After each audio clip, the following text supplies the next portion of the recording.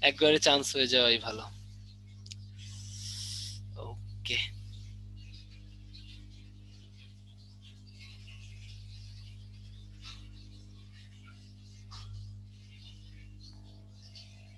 আচ্ছা ঠিক আছে।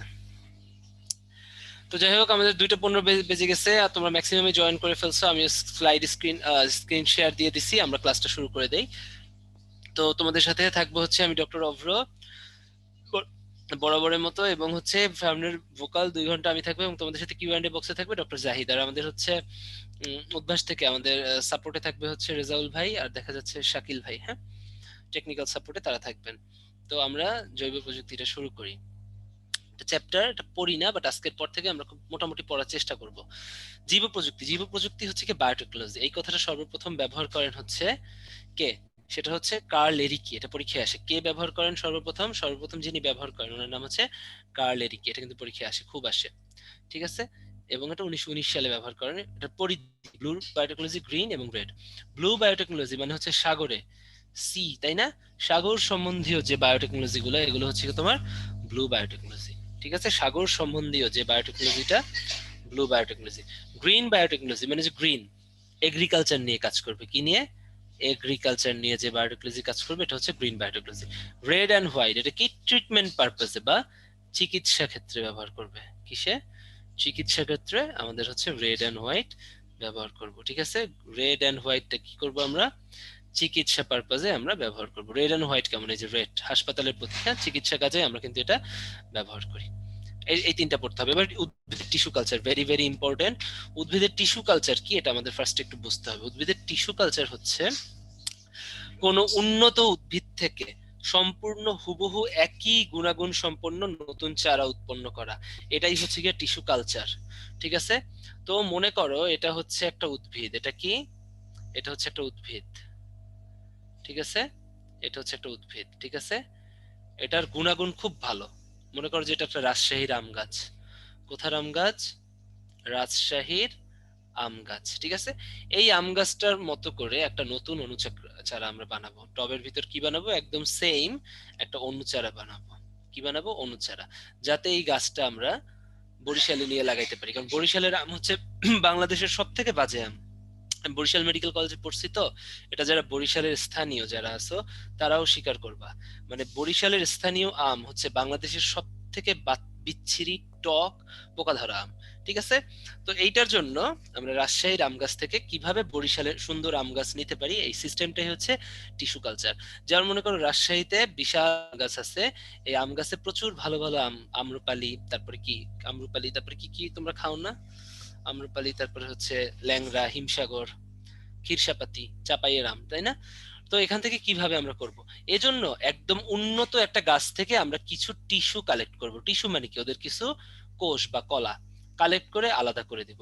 তাহলে যে অংশটা আমরা উন্নত উদ্ভিদ থেকে পৃথক করলাম, এই পৃথকীকৃত অংশটার নাম হচ্ছে এক্সপ্ল্যান্ট। এটা পরীক্ষায় আসে। তাহলে টিস্যু কালচারের জন্য বা অনুচারা তৈরির জন্য, তাই না, আমরা কি বানাবো? নতুন চারা। নতুন যে চারাটা বানাবো এটার নাম কি? অনুচারা।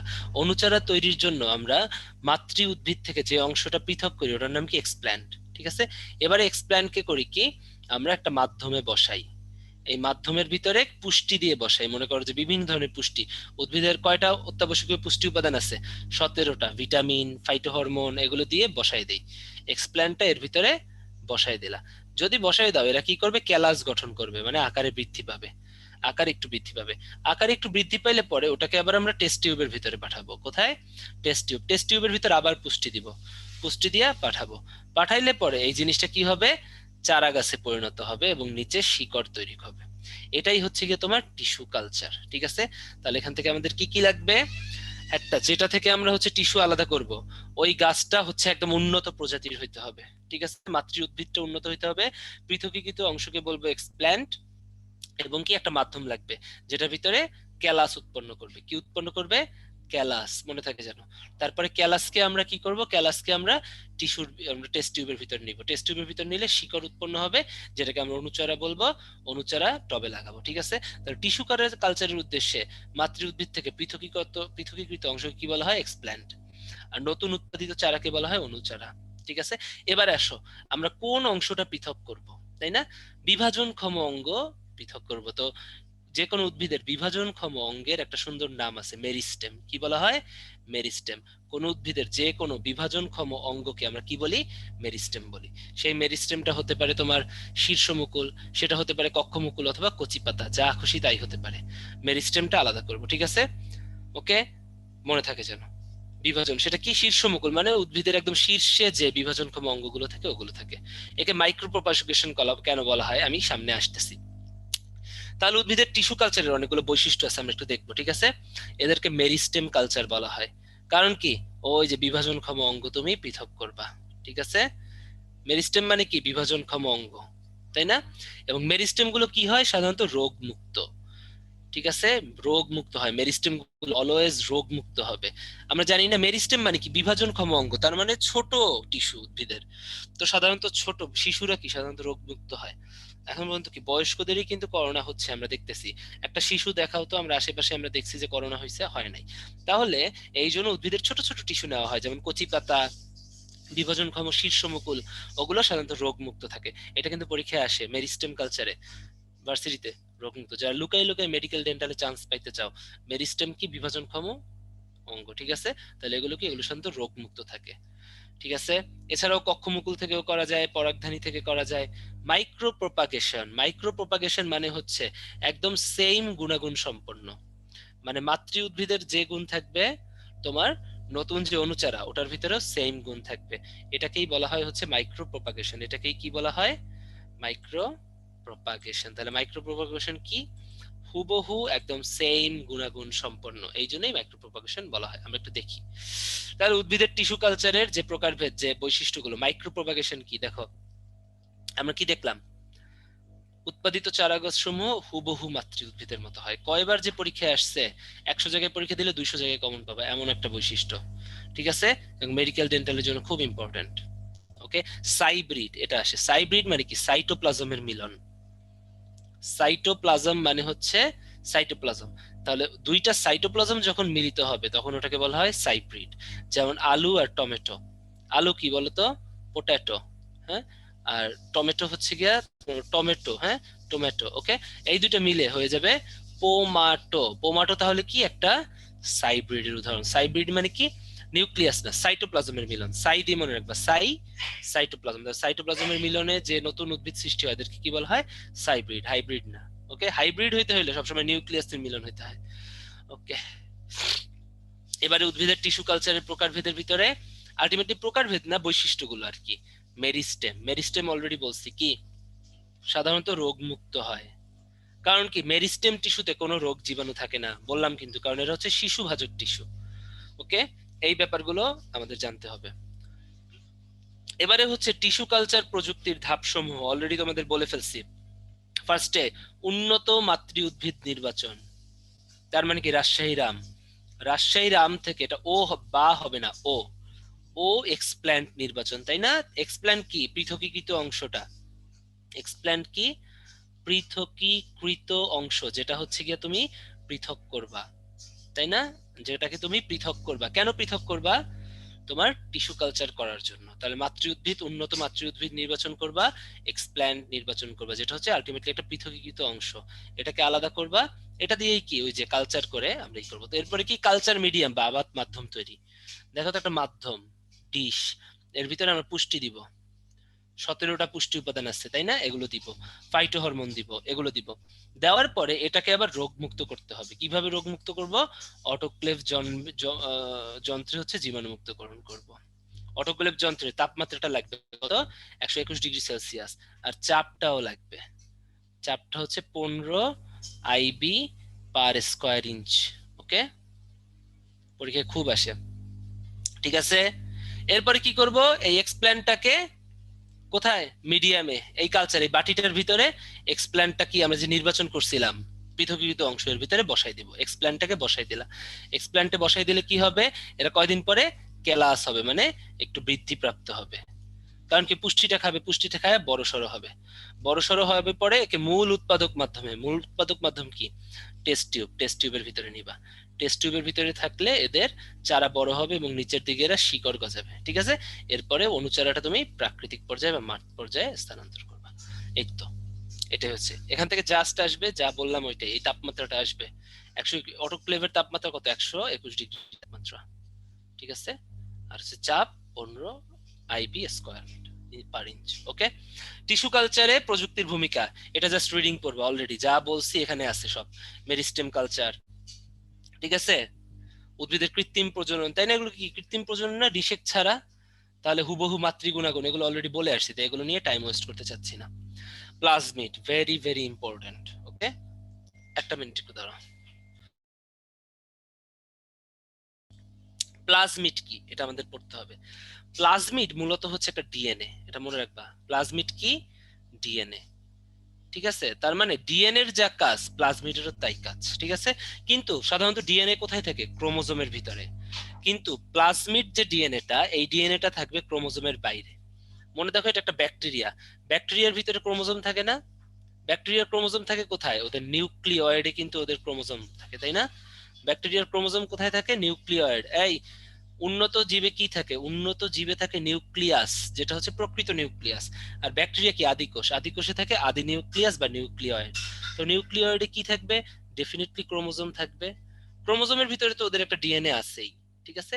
এছাড়াও ওদের ক্রোমোজোম বহির্ভূত একটা ডিএনএ আছে। তাহলে ক্রোমোজোম বহির্ভূত বৃত্তাকার ডিএনএ, দেখছো এটা কি? ক্রোমোজোম, তাই না? তাহলে ক্রোমোজোমের বাইরে বৃত্তাকার ডিএনএ, এটাই হচ্ছে প্লাজমিড, ঠিক আছে।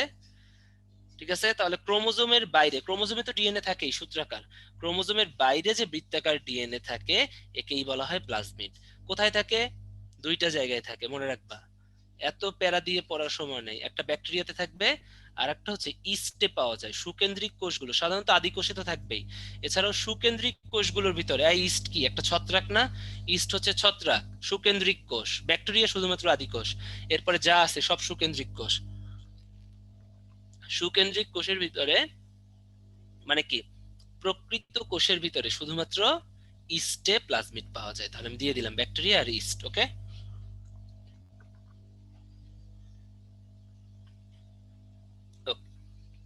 এবারে হচ্ছে কি আমরা প্লাজমিডের প্রকারভেদ পড়ব। প্লাজমিড সাধারণত বিভিন্ন প্রকারের হয়, এফ প্লাজমিড, আর প্লাজমিড, কোল প্লাজমিড, আর একটা আছে ভাইরুলেন্স প্লাজমিড। কি বলো?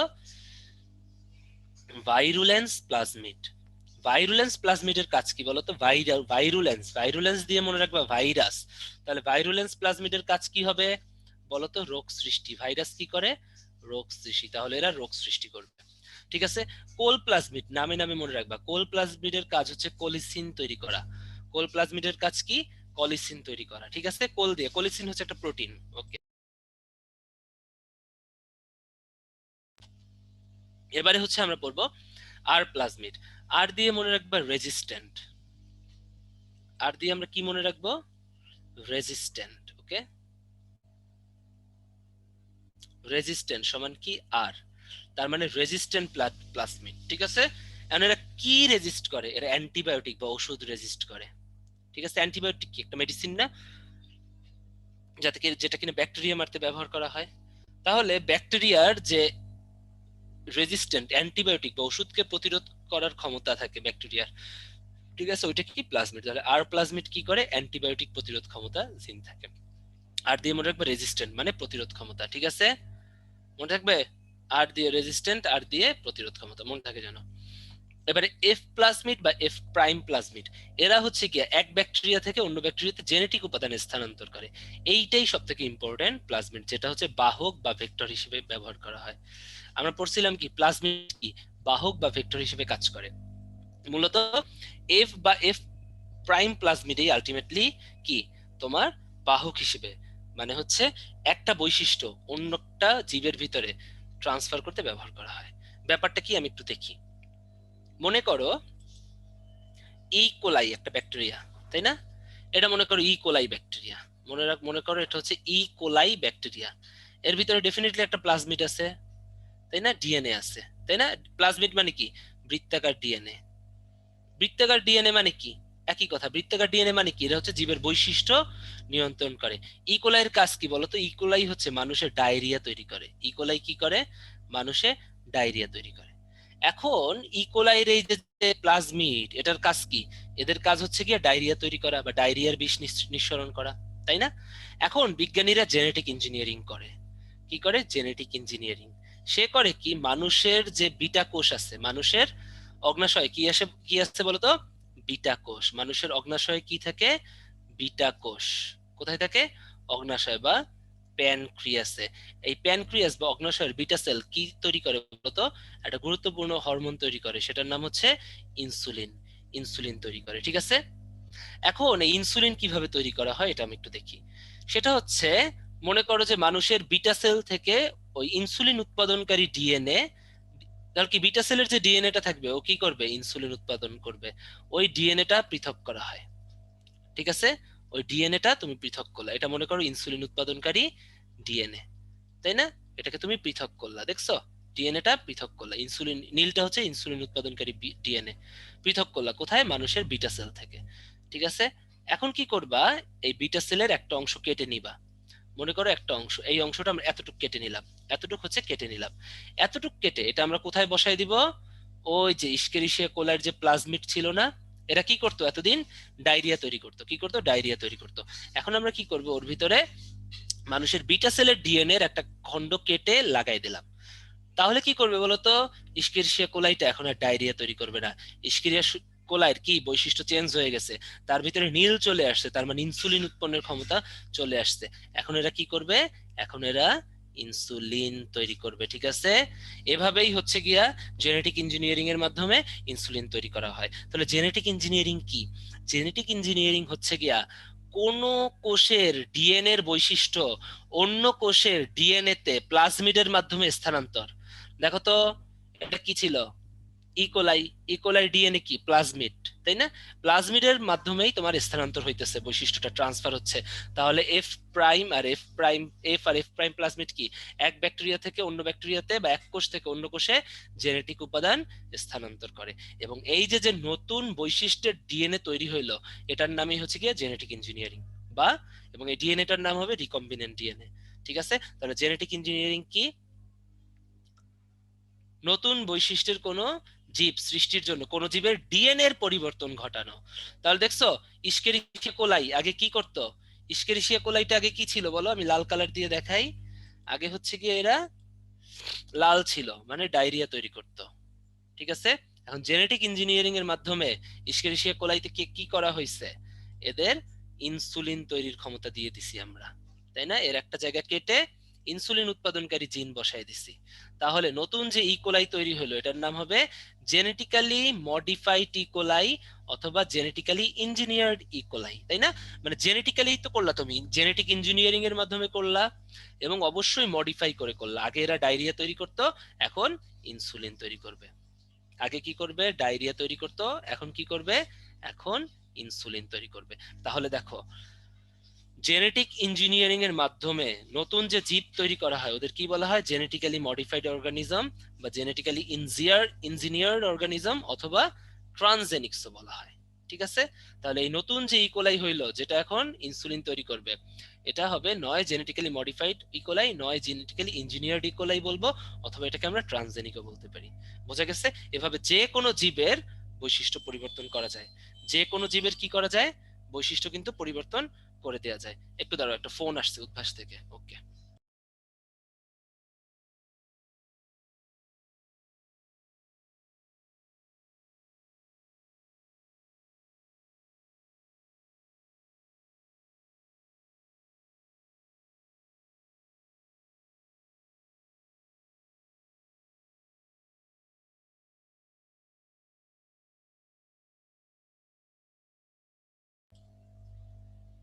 ঠিক আছে, তাহলে বোঝা গেছে এই ব্যাপারগুলো।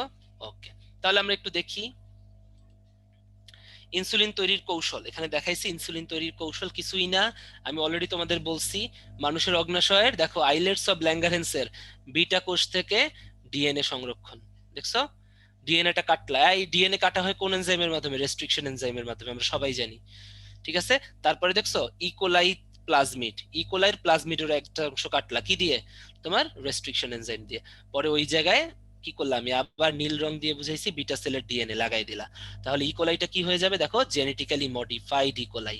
এরা এখন কি করবে, এরা এখন ইনসুলিন উৎপাদন করবে। ঠিক আছে, মনে থাকে জন্য এখান থেকে একটা কোশ্চেনই আসে, কর্তনের জন্য দায়ী হচ্ছে রেস্ট্রিকশন এনজাইম অথবা এন্ডোনিউক্লিয়াস। এন্ডোনিউক্লিয়াস, ওকে, মনে থাকবে। আর ডিএনএ কাটা অংশটা লাগাইতে কোন এনজাইম লাগে, লাগাইতে লাগে হচ্ছে লাইগেজ এনজাইম। যুক্ত করতে এভাবে মনে রাখবা, লাগাইতে লাগে লাইগেজ এনজাইম, মনে থাকে জানো। ঠিক আছে, এখান থেকে এতটুকুই কোশ্চেন আসে। আর রেস্ট্রিকশন এনজাইমের আরেকটা নাম কিন্তু এন্ডোনিউক্লিয়াস এনজাইম, এটা কিন্তু আসে পরীক্ষায়। ওই একটা রেস্ট্রিকশন এনজাইম আজীবন পড়ো, ওরা জানে তোমরা কোনটা পারো, তোমরা যেটা পারবা না ওইটা দিয়ে দিবে, সেটা হচ্ছে এন্ডোনিউক্লিয়াস এনজাইম, মনে থাকে জানো। এবার হচ্ছে জিন ক্লোনিং। জিন ক্লোনিং কিছুই না, ক্লোনিং মানে হচ্ছে একটা ডিএনএ বা একটা জিনকে হুবহু কপি করে একদম সেম ডিএনএ বা জিন করা, এটাই হচ্ছে ক্লোনিং, আর কিছু না। এখান থেকে এতটুকু বললেই হবে। রিপ্রোডাক্টিভ ক্লোনিং, ডলি নামক যে ভেড়ার সৃষ্টি হয়েছে, এটা রিপ্রোডাক্টিভ ক্লোনিং এর মাধ্যমে করা হয়েছে। তার মানে কি, একটা কোষকে জাস্ট ক্লোনিং করে একদম নতুন ডলি, একটা নতুন ভেড়া তৈরি করা হয়েছে। এখন এই ডলি নামক ভেড়ার যে সৃষ্টি হয়েছিল, এই ভেড়ার কোন কোষ ইউজ করে করা হয়েছিল এটা লাগবে। এটা হচ্ছে স্তন গ্রন্থি, ভেড়ার স্তন গ্রন্থি ইউজ করে কিন্তু ডলি নামক ভেড়ার সৃষ্টি হয়েছিল। ঠিক আছে, ভেড়ার স্তন গ্রন্থি ইউজ করে কিন্তু ডলি নামক, এবং ডলি যেহেতু কি একদম প্রজনন, নতুন একটা ভেড়ার সৃষ্টি হয়েছে, এটাকে কি বলবো, রিপ্রোডাক্টিভ ক্লোনিং। ঠিক আছে, এতটুকুই আসে এখান থেকে। ওকে, এবার জেনেটিক ইঞ্জিনিয়ারিং এর ব্যবহার বুঝাবো। দেখো তো জেনেটিক ইঞ্জিনিয়ারিং এ কি করা হয়, ডিএনএ এর পরিবর্তন করা হয়, তার মানে কি নতুন বৈশিষ্ট্যের উদ্ভিদ বা প্রাণী তৈরি করা হয়। আমরা একটু দেখি, সুপার রাইস বা গোল্ডেন রাইস একটা মজার জিনিস। বলতো বাচ্চারা সাধারণত কি খায়, বাচ্চারা সাধারণত বিরিয়ানি খায়, খুব পছন্দ করে। ওরা কিন্তু গাজর ঠাজর খাইতে চায় না, গাজরের ভিতরে কি থাকে, ভিটামিন এ থাকে।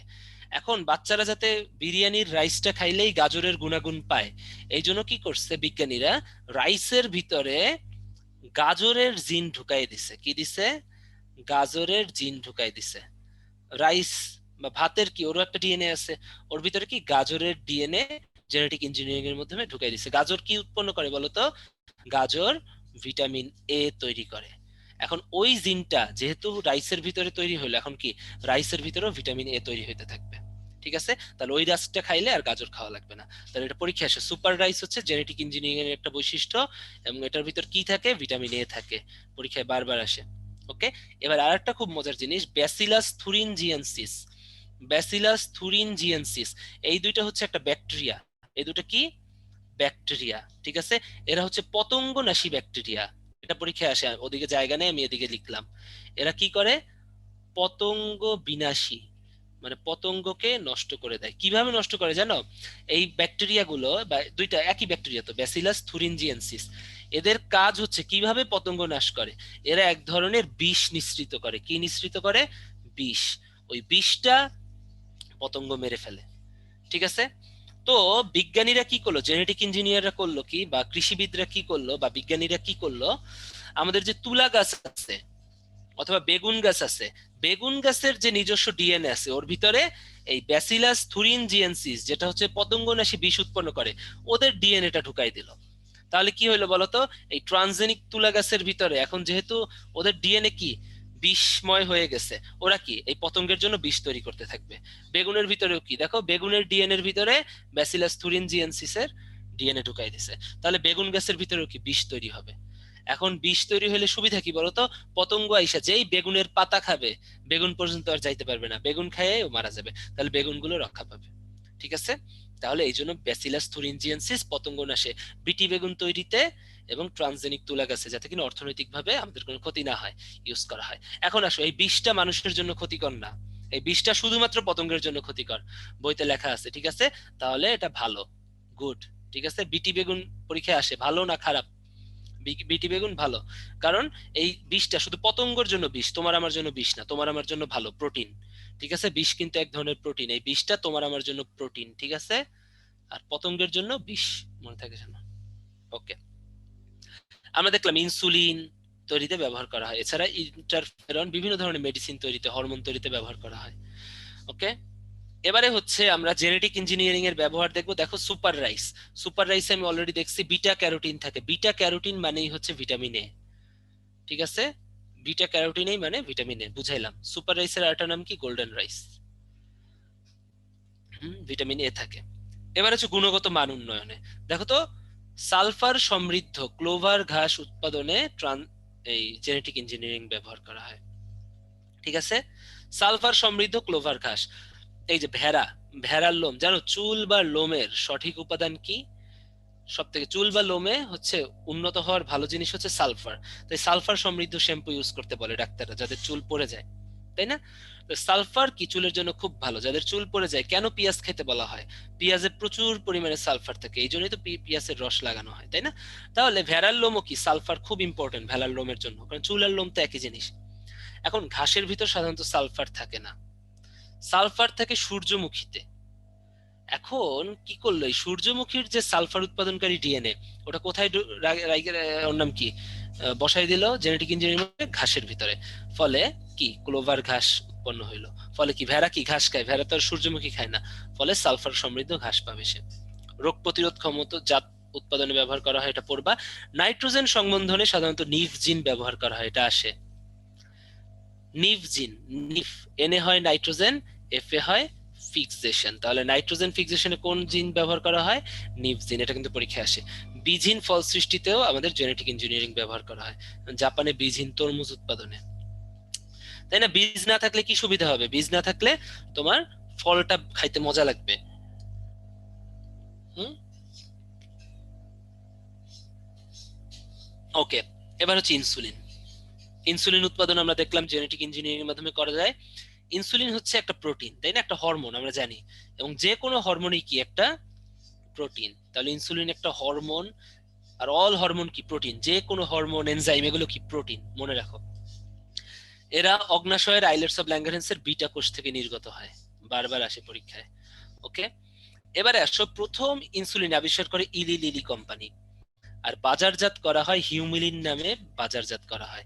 এটা কিন্তু লাগবে, কি নামে বাজারজাত করা হয়, আর হচ্ছে গিয়ে কোন কোম্পানি আবিষ্কার করছে। এখন দেখো তো ইনসুলিন কি বলছি আমরা? প্রোটিন। ইনসুলিনকে কি বলছি? প্রোটিন। প্রোটিন কি দিয়ে গঠিত? অ্যামাইনো অ্যাসিড দিয়ে গঠিত। তাহলে ইনসুলিনের ভিতর যা থাকুক আর না থাকুক একটা জিনিস থাকবে, সেটা হচ্ছে অ্যামাইনো অ্যাসিড থাকবে, ঠিক আছে? তাহলে একটা ইনসুলিন হচ্ছে 51টা অ্যামাইনো অ্যাসিড দিয়ে গঠিত। কয়টা? 51টা অ্যামাইনো অ্যাসিড দিয়ে ইনসুলিন গঠিত।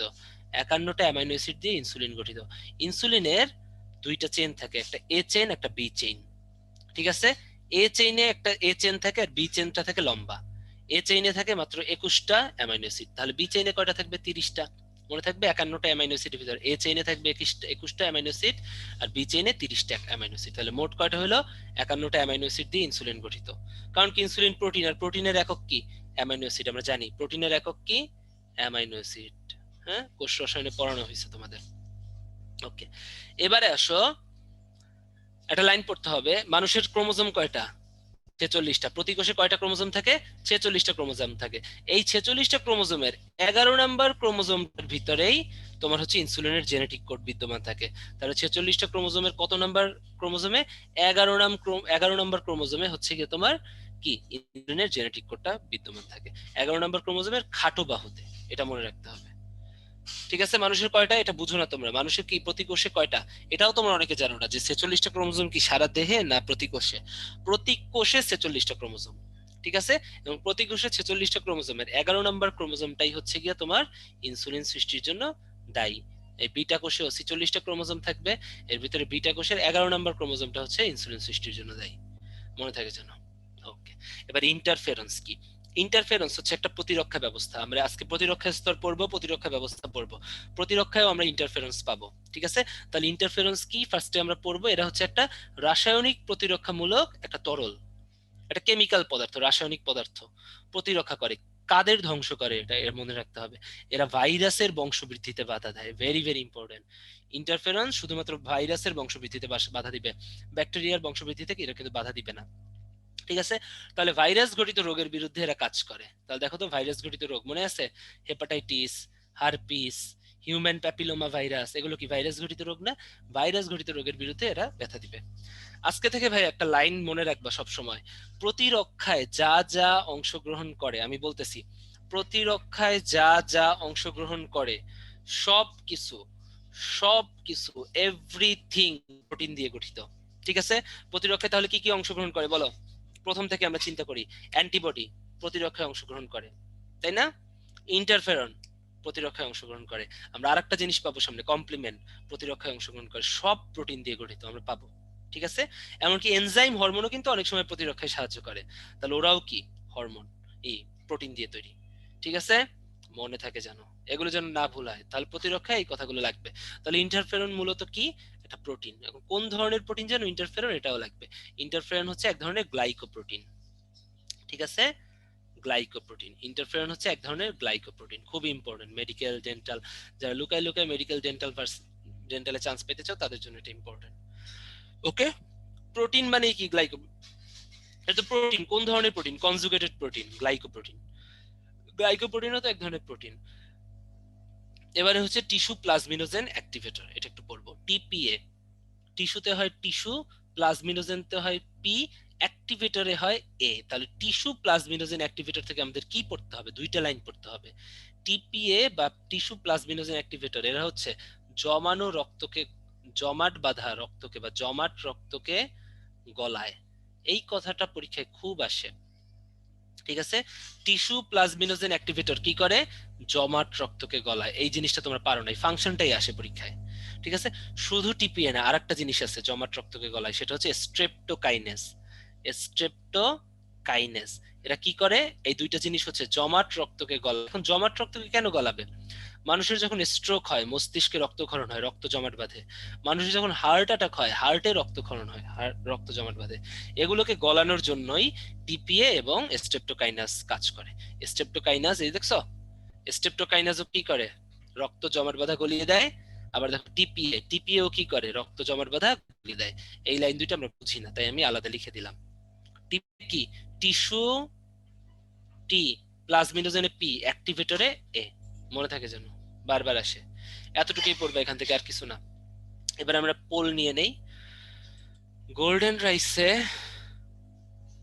কোন ভিটামিন বিদ্যমান? তাড়াতাড়ি,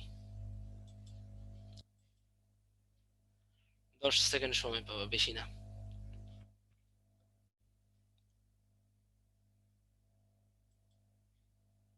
বাহ, ভালো তো। দেখো 94% সঠিক উত্তর দিছো, থ্যাংক ইউ। ওকে, এবার একটু বলো তো, বিটি বেগুনে কোন ব্যাকটেরিয়ার জিন ঢুকাই দেওয়া হয়? তাড়াতাড়ি তাড়াতাড়ি, এটা পরীক্ষায় আসে, তাড়াতাড়ি চ্যাট বক্সে লিখো। বিটি বেগুনে কোনটা ঢুকাই দেওয়া হয়? ওকে, ঐশী, ব্যাসিলাস থুরিন, বিটি, তাই না? Very good. অনিন্দিতা, শান্ত, ফয়সাল, রাফি, ইমরান, নাদিয়া, জান্নাত, আখি, ঠিক আছে, সাজন, শিহাব, সাকিব। ওকে, আর আর লিখো না, আর লিখো না, আর লিখতে হবে না। ওকে, আর পড়বো না, পরে শেষ। জিনোম সিকোয়েন্স, জিনোম সিকোয়েন্স কিছুই না। একটা কোষে যে কয়টা ক্রোমোজোম, যেমন হিউম্যানে 46টা ক্রোমোজোম আছে না, একটা ক্রোমোজোমের সেটকেই বলা হয় জিনোম। একটা ক্রোমোজোমের সেটকে কি বলবো? জিনোম বলবো। ডক্টর মাকসুদুল আলম তোষা পাটের জিনোম সিকোয়েন্স বার করছে, ঠিক আছে। তিনি ওখান থেকে বের করছে পাটের বেস পেয়ার হচ্ছে 120 কোটি। এটা খুব ইম্পর্টেন্ট। বেস পেয়ার মানে কি বলতো? বেস কি? Nitrogenous base. ডিএনএ তে কি থাকে? Adenine, guanine, cytosine, thymine.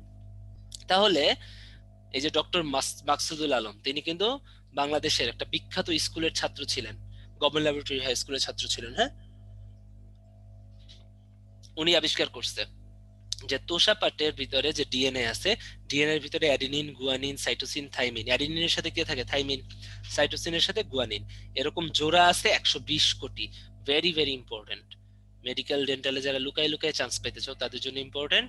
এবং ভার্সিটি তো আসেই, ডিইউ, জেইউ, গোষ্ঠীর যত ভার্সিটি আছে সব জায়গায় এটা লাগবে। কিছু জিনোম, কোনটায় কয়টা থাকে, প্রতি কোষে কোনটায় কয়টা ক্রোমোজোম থাকে, এইটাই জিনোম সংখ্যা। মানুষে থাকে 46টা, আমরা জানি। শুনো, ব্যাকটেরিয়া এবং ভাইরাসে অলওয়েজ থাকে একটা করে। ব্যাকটেরিয়া প্লাস দেখো হিমোফাইলাস ইনফ্লুয়েঞ্জা, এটা কি ইনফ্লুয়েঞ্জা? কি একটা ভাইরাস না? ব্যাকটেরিয়া ভাইরাসে অলওয়েজ কয়টা করে থাকে? একটা মাত্র ক্রোমোজোম থাকবে। এটা আমাদের মনে রাখতে হবে, এইটাই টেকনিক। ব্যাকটেরিয়া ভাইরাসে থাকে একটা, ঠিক আছে। মানুষে থাকে 46, সবাই জানি। তাহলে মুখস্থ করতে হবে খালি দুইটা, ইস্টে 32টা, আর থ্যালিয়ানা পুষ্পক উদ্ভিদে 10টা। ঠিক আছে, ইস্টা পড়তে পারো, 32টা আসতে পারে, এখান থেকে যখন তখন দিয়ে দিতে পারে। DU, JU, medical, dental. Okay, এবার হচ্ছে জিনোম সিকোয়েন্সের প্রভাব প্রয়োগ ডিএনএ ফরেন্সিক, অপরাধী শনাক্তকরণে। মনে করো কেউ খুন করলে ওখানে আলামত ফেলে আসে না? মনে করো যে ওখানে সে খুন করতে যেয়ে চুল ফেলে আসলো। মনে করো যে খুব সুন্দর একটা ছেলে, মনে করো আমি একটা উদাহরণ দিয়ে বুঝাই। ওর খুব হ্যান্ডসাম একটা ছেলে, এখন হচ্ছে ওর সাথে একটা মেয়ের রিলেশন হয়েছে। এখন ওই মেয়েটার যে বান্ধবী সে অনেক হিংসা করতেছে। এখন বললো আচ্ছা ঠিক আছে, তোকে যেহেতু ওই মেয়েটা পায় নাই, তোকে ওর বান্ধবীও পাবে না। তখন ও করবে কি, ওই সুন্দরী মেয়েটাও অনেক সুন্দরী ছিল, ঠিক আছে, তো কি করবে, ওই ছেলেটাকে যে যাকে সে পাইলো না ওই ছেলেটাকে যে খুন করে আসবে, তাই না? তো খুন করতে যায় মনে করো ওর চুলটা ফেলে আসবে ওখানে। হুম। এখন কি, দুই মেয়েই একটা ছেলেকে পছন্দ করতো। পরে কি মানুষজন সাসপেক্ট করবে যে দুইজনেই হয়তোবা মারছে। এখন কে মারছে এটা কিভাবে বুঝবো? ওই যাকে খুন করছে ওর গায়ে ডেফিনেটলি চুল থাকবে, কারণ মেয়েদের তো চুল থাকবে। ওই চুল নিয়ে এসে শনাক্ত করব, ঠিক আছে, ডিএনএ মিলাবো, কারণ প্রত্যেকের ডিএনএ আলাদা আলাদা হবে। ওকে, তাহলে দুইজনের ভিতরে যাকে পাবে সেই হচ্ছে খুন করছে। পিতৃত্ব নির্ধারণের পরীক্ষাটা আমি একটা মজার গল্প বলবো না, আমার লাইফে একটা গল্প আছে পিতৃত্ব নির্ধারণ নিয়ে, এটা বলবো না গল্পের সময়, ঠিক আছে। শ্রেণীবিন্যাসের স্তর নিয়ে বৈশিষ্ট্যের মিল নির্ণয়ে জিনোম সিকোয়েন্স ব্যবহার করা হয়। এই তো, এবারে জীবের পরিবেশ ও বিস্তার পড়ব, খুবই ইম্পর্টেন্ট একটা টপিক, জীবের পরিবেশ ও বিস্তার, যেটা তোমরা একদমই পড়ো না, ঠিক আছে। ইকোলজিক্যাল পিরামিড, পিরামিডটা পড়বা, এখান থেকে পড়তে হবে পিরামিডের চূড়ায় সবসময় হিংস্র প্রাণী থাকে, এতটুকু পড়লেই হবে। চূড়ায় কি থাকে? অলওয়েজ হিংস্র প্রাণী থাকবে, চূড়ায় অলওয়েজ কি থাকবে? হিংস্র প্রাণী থাকবে। দেখছো চূড়ায়, দেখছো একদম সর্বোচ্চ খাদক হিংস্র শকুন, মাংসাশী খাদক পোকাগুলা, তাহলে চূড়ায় অলওয়েজ হিংস্র থাকবে। আর বেজের দিকে নিচের দিকে থাকবে শান্ত, যেমন উৎপাদক। এভাবে পড়বা, প্রথম স্তর দ্বিতীয় স্তর। পরীক্ষায় আসে কোনগুলো বেশি স্তর, যদি বলে যে উদ্ভিদ আর হচ্ছে ব্যাঙের ভিতরে কোনটা বেশি স্পেস দখল করবে, তো যত চূড়ার দিকে যায় পিরামিডের কম স্পেস দখল করে না, ঠিক আছে, তাহলে ব্যাঙ কম স্পেস করতেছে, আর তোমার কি বললো উৎপাদক গুলো বেশি স্থান দখল করতেছে। তাহলে এইভাবে মনে রাখবা। তাহলে প্রথম স্তর দ্বিতীয় স্তর তৃতীয় স্তরের ভিতরে কম স্তর কোনটা দখল করে? তৃতীয় স্তর। আর বেশি স্তর কোনটা দখল করে? যেটা শান্ত, প্রথম স্তর। আর সব থেকে বেশি স্তর দখল করে হচ্ছে উৎপাদক, বেঁচে থাকে, ঠিক আছে। এটা একবার দেখলেই হবে, আর কিছু না। এই স্লাইডটা খুবই ইম্পর্টেন্ট, এই স্লাইডটার পরের স্লাইডটা, জলজ উদ্ভিদের অভিযোজন আর হচ্ছে গিয়া তোমার মরুজ উদ্ভিদের অভিযোজন। জলজ উদ্ভিদের অভিযোজন মানে কি? পানিতে যে সমস্ত উদ্ভিদ থাকে ওদের বৈশিষ্ট্য নর্মাল উদ্ভিদের থেকে একটু আলাদা হয়। যেমন দেখো তো, পানিতে যে সমস্ত উদ্ভিদ থাকে ওরা কিন্তু সব সময় ওদের ভিতরে পানি প্রবেশ করতেছে করতেছে করতেছে, পানির ভিতরেই থাকে। মূলের কাজ কি বলতো? মাটি থেকে পানি টেনে শুষে, হ্যাঁ চুষে উপরে নিয়ে চুষে একদম উপরে নিয়ে নেয়। তো এদের কি মূলের দরকার আছে? এরা তো থাকেই পানির ভিতরে, ঠিক আছে, এদের সব অঙ্গ দিয়ে পানি শোষণ করতে পারে, সেই জন্য এদের কোনো মূলের দরকার হয় না, তাই এদের মূল সংগঠিত হয় না, এমনকি মূলরোমটা অনুপস্থিত। মূল সংগঠিত হয় না মানে মূলরোম অনুপস্থিত। মনে থাকবে, মনে থাকে যেন। আর একটা বৈশিষ্ট্য পড়তে হবে, এদের প্রস্বেদন হার কম। কেন প্রস্বেদন হার কম হয় আমি একটু বলি। প্রস্বেদন কেন হয় বলতো? উদ্ভিদের দেহ থেকে অতিরিক্ত পানি বের করে দেওয়া, একটু বোঝার চেষ্টা করো। এখন এরা তো সারাদিন পানির ভিতরেই থাকে, তার মানে কি এরা পানির সাথে খুব ভালো মতো অভিযোজিত। এদের ভিতরে বেশি আসুক, অতিরিক্ত পানি আসুক, কম পানি আসুক, এটা কোনো ফ্যাক্ট না, ঠিক আছে। এদের ভিতরে অতিরিক্ত পানি আসুক কম পানি আসুক কোনো ফ্যাক্ট না, যে কোনো পানিতে ওরা বাঁচতে পারে, ঠিক আছে। তাহলে এদের তো প্রশোধনের দরকার নেই, এরা ইচ্ছা মতো পানি খাইতেও পারবে, কারণ এদের ভিতর পানি ঢুকতে থাকে ঢুকতে থাকে ঢুকতে থাকে সব সময়, ঠিক আছে। তাহলে এদের কি প্রশোধনের দরকার হয় না, কারণ এরা বেশি পানিতেও বেঁচে থাকতে পারে, ঠিক আছে। তাহলে কি এদের প্রশোধনের হার কম। এখন যেহেতু এদের প্রশোধনের হার কম, তার মানে কি এদের কোনো স্টোমাটা থাকে না। স্টোমাটা মানে কি? পত্ররন্ধ্র, তাই না? প্রশোধন যেহেতু হয় না, এদের কোনো পত্ররন্ধ্র থাকার দরকার নেই, আছে? কোনো দরকার নাই, ঠিক আছে। ভেরি ভেরি ইম্পর্টেন্ট, এদের কোনো পত্ররন্ধ্র থাকবে না, ঠিক আছে। আর দেখো তো, এদের যেহেতু মূল থাকে না, মূলতে না থাকা মানে কি? পরিবহন টিস্যু কোনো জাইলেম ফ্লোয়েমও থাকবে না। এই কয়টা বৈশিষ্ট্য খুবই ইম্পর্টেন্ট, পরীক্ষায় বারবার আসে। হুম, খুবই ইম্পর্টেন্ট। জলজ উদ্ভিদের অভিযোজন মনে থাকে যেন। এবারে হচ্ছে মরুজ উদ্ভিদের অভিযোজন। মরুজ উদ্ভিদ কোথায় থাকে বলতো? একটা হট ওয়েদারে থাকে। হট ওয়েদার কি? এখানে পানি নাই, তার মানে কি এদের সব সময় যতটুকু পানি, এরা যদি জীবনের কোনো দশায় পানি পায়, ওই পানিটাকে তার জমিয়ে রাখতে হবে, নইলে তো সে মরে যাবে, ঠিক আছে। এই জন্য যাতে পানি শরীরে একবার ঢুকলে না বের হতে পারে, এদের আবরণ গুলো সব পুরু থাকে। দেখো তো, পাতার কিউটিকল পুরু, পাতায় মোমের আবরণ আছে, এপিডার্মিস বহু স্তর বিশিষ্ট, মানে কি সহজ কথায় পুরু। এবং পুরু কথাটার মানে কি? পানির অপচয় রোধ হয় এবং খরায় নেতিয়ে পড়ে না, ঠিক আছে, তার মানে এদের শরীর থেকে কখনো পানি বের হতে পারবে না। তো একবার ঢুকলে পানি অনেক দিন থাকে। সেই জন্য এগুলো হয় রসালো, মোটা এবং স্ফীতিশীল, তাই না? স্ফীতিশীল মানে কি, মোটা সোটা হয়, পানি জমে জমে মোটা হয়, রসালো হয়, যাতে কিনা এরা মানে কি, এরা প্রয়োজনীয় পানি যেহেতু ধরে রাখতে পারে, এদের কিউটিকল সব পুরু হয়, মোমের স্তরণ থাকে, পুরু থাকে, ফলে কি হয়, এরা পানি বের হতে পারে না, তাই এদের উদ্ভিদটা কি হয়, স্থিতিশীল এবং রসালো হবে। মনে থাকবে, মনে থাকবে। এখন দেখো এদের ভিতর তো প্রশোধন মানে কি, দেহ থেকে পানি বের হয়ে যাওয়া। এখন কি এদের পানি বের হয়ে যাওয়ার কোনো দরকার আছে? এরা কি, এরা প্রয়োজনীয় পানি অলওয়েজ ধরে রাখে, পানির অপচয় রোধ করে, তার মানে কি এরা প্রশোধন করবে না, এদেরও প্রশোধন হার খুবই কম। মনে থাকবে, ভেরি ভেরি ইম্পর্টেন্ট, প্রশোধন হার খুবই কম। এভাবে বুঝে বুঝে পড়তে হবে। আই থিঙ্ক বুঝছো। প্রশোধনও হ্রাস পায়, কারণ কি, পাতায় কি থাকে, পুরু আবরণ থাকে, তার মানে কি পত্ররন্ধ্র কম থাকে বা থাকেই না। বোঝা গেছে জলজ আর মরুজ? ওকে। এবারে একটা আমরা পড়বো লোনা মাটির উদ্ভিদের অভিযোজন, এটা একটু বুঝতে হবে। প্রথম লাইনটা আমরা বুঝি না, মূলতন্ত্র মাটির খুব গভীরে না গিয়ে মাটির উপরেই বিস্তৃত থাকে, এটা আমাদের বুঝতে হবে। এটা কিভাবে বুঝবো আমরা একটু দেখি। এটা মনে করো লোনা মাটির উদ্ভিদ, লোনা মাটির উদ্ভিদ এটা, ঠিক আছে, লোনা মাটির উদ্ভিদ, এটা হচ্ছে মাটি। এখন লোনা মাটির উদ্ভিদ কি, মাটির উপরেও কিছুটা লবণ সমৃদ্ধ পানি থাকবে, ঠিক আছে, এটা কি, সোডিয়াম ক্লোরাইড মিশ্রিত পানি, তাই না? সোডিয়াম ক্লোরাইড মিশ্রিত পানি, লোনা মাটির উদ্ভিদ। এখন তুমি উদ্ভিদ একটু লবণের ভিতর চুবাই রাখো তো, কয়দিন পর দেখবা মইরা ভাইসা উঠবে, ঠিক আছে? তাহলে এদের শিকড় কোথায় থাকে দেখো তো, নিচে থাকে না? তো শিকড় কি পানির নিচে থাকে, তো শিকড় কিন্তু মইরা যাইতে পারে এই সোডিয়াম ক্লোরাইডের সাথে বিক্রিয়া করে করে। তো শিকড়টা যাতে না মরে যায়, সেহেতু কি হয়, এই শিকড়টা অভিযোজিত হয়ে, শিকড়টা কি করে, অভিযোজিত হয়ে এই লোনা মাটির, লোনা পানির উপরে উঠে আসে। শিকড়টা দেখো কি হয়, অভিযোজিত হয়ে, এটা মনে করো শিকড়, অভিযোজিত হয়ে লোনা পানির উপরে উঠে আসে। কেন উপরে আসে? যাতে বাতাস থেকে এরা প্রচুর পরিমাণে অক্সিজেন নিতে পারে, এবং প্রচুর পরিমাণে অক্সিজেন নিয়ে কি এরা নিজেদের বাঁচিয়ে রাখে, ঠিক আছে? তার মানে কি দেখো তো, এরা তো পানির নিচে থাকে শিকড়গুলা, এখন শিকড়গুলো কি, লবণ থেকে বাঁচার জন্য উপরে উঠে যেতে হবে। তাহলে এই শিকড়টা কি মাটির খুব নিচে যাওয়া যাবে? মাটির খুব নিচে যাওয়া যাবে শিকড়টা? না, শিকড়টা মাটির উপরেই বিস্তৃত থাকতে হবে, যাতে যখন প্রয়োজন হয় তখন এরা কোথায়, এই যে পানির উপরে উঠে যেতে পারে, ঠিক আছে? তাহলে এরা মূলের খুব গভীরে বা মাটির খুব গভীরে এদের মূল বিস্তৃত হয় না, ঠিক আছে? মূলতন্ত্র মাটির খুব গভীরে না গিয়ে মাটির উপরে বিস্তৃত হয়। এই সমস্ত লাইন পারো না, আর বা বলো কি, যে এই সমস্ত গুড কিচ্ছু বুঝি না, ফালতু একটা জিনিস, এই সমস্ত এই চ্যাপ্টার পড়া লাগে, এই চ্যাপ্টার থেকে তো কিছু আসে না, হ্যাঁ? তো এগুলো যেন মনে থাকে, এই জিনিসগুলো খুবই ইম্পর্টেন্ট, দরকার।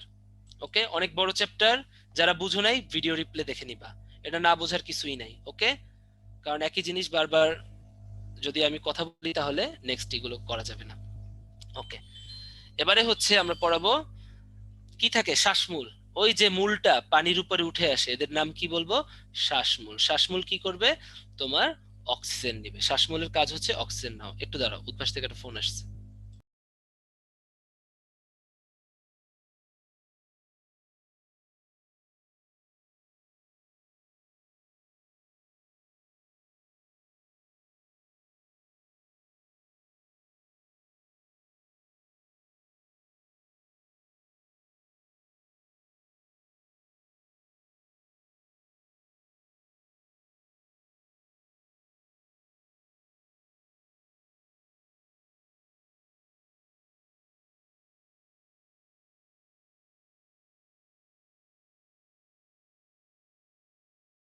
তাহলে বোঝা গেছে, এগুলো হচ্ছে শ্বাসমূল। শ্বাসমূল কি করবে, প্রচুর পরিমাণে অক্সিজেন নিবে, এবং অক্সিজেন নিয়ে এদেরকে বাঁচায় রাখবে। এই জন্য শ্বাসমূলের ভিতরে বায়ু কুঠুরি থাকে, যাতে অক্সিজেন নিয়ে জমা রাখতে পারে, ঠিক আছে? শ্বাসমূলের ভিতরে অক্সিজেন থাকে। এই যে দেখো শ্বাসমূল বা মূলগুলো, দেখছো মূলগুলো কি উপরে উঠে আসতেছে, পানির নিচ থেকে উপরে উঠে আসতেছে, এই যে দেখো এটাই হচ্ছে শ্বাসমূল, মূলগুলো উপরে উঠে আসতেছে, ঠিক আছে? এখন এই উদ্ভিদের, লোনা মাটির যে উদ্ভিদ আছে, এদের জরায়ুজ ও অঙ্কুরোদ্গম হয়। জরায়ুজ ও অঙ্কুরোদ্গম কথাটার মানে হচ্ছে, জরায়ুজ ও অঙ্কুরোদ্গমের একটা সুন্দর মানে আছে। জরায়ুজ ও অঙ্কুরোদ্গমের মানে হচ্ছে ফল থাকা অবস্থায় নতুন উদ্ভিদ সৃষ্টি হয়, মানে ফলের ভিতরেই নতুন উদ্ভিদ সৃষ্টি হয় গাছে থাকা অবস্থায়। কারণ কি বলতো, নিচে কি আছে, লোনা পানি থাকে।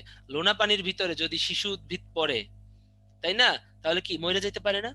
তাই কি হয়, তোমার হচ্ছে গাছের ভিতরেই তোমার জরায়ু অঙ্কুরোদ্গম হয়, যাতে একটু বড় হইলে পানিতে পড়তে পারে। কারণ একটু বড় হইলে যদি পানিতে পড়ে, গাছটা মরবে না। ঠিক আছে? তাই এদের অঙ্কুরোদ্গমটা হয় কোথায়? তোমার হয় হচ্ছে বীজের অঙ্কুরোদ্গমটা হয় হচ্ছে ফলের অভ্যন্তরে, গাছে থাকা অবস্থায় নতুন গাছ সৃষ্টি হয়ে যায় ফলের অভ্যন্তরে। এটাকে জরায়ুজ অঙ্কুরোদ্গম বলে। আসে, বারবার আসে, এটা লোনামাটির উদ্ভিদের অভিযোজন। ওকে, এবারে হচ্ছে গিয়ে আমরা একটু বায়োম দেখবো। তো আমাদের 3টা বেজে গেছে, এখন আমরা একটা ব্রেক নিব। ব্রেক হচ্ছে 3 মিনিট। হ্যাঁ, 3 মিনিট ব্রেকের পরে আমরা শুরু করব। ওকে, তোমাদের জন্য 3 মিনিট, সবাই 10 সেকেন্ডের জন্য চোখটা বন্ধ রাখো। 45 মিনিট হয়ে গেছে, আমরা 3 মিনিটের একটা ব্রেক নেবো, 3 মিনিট পরে আমরা ক্লাসটা শুরু করে দিব। ওকে।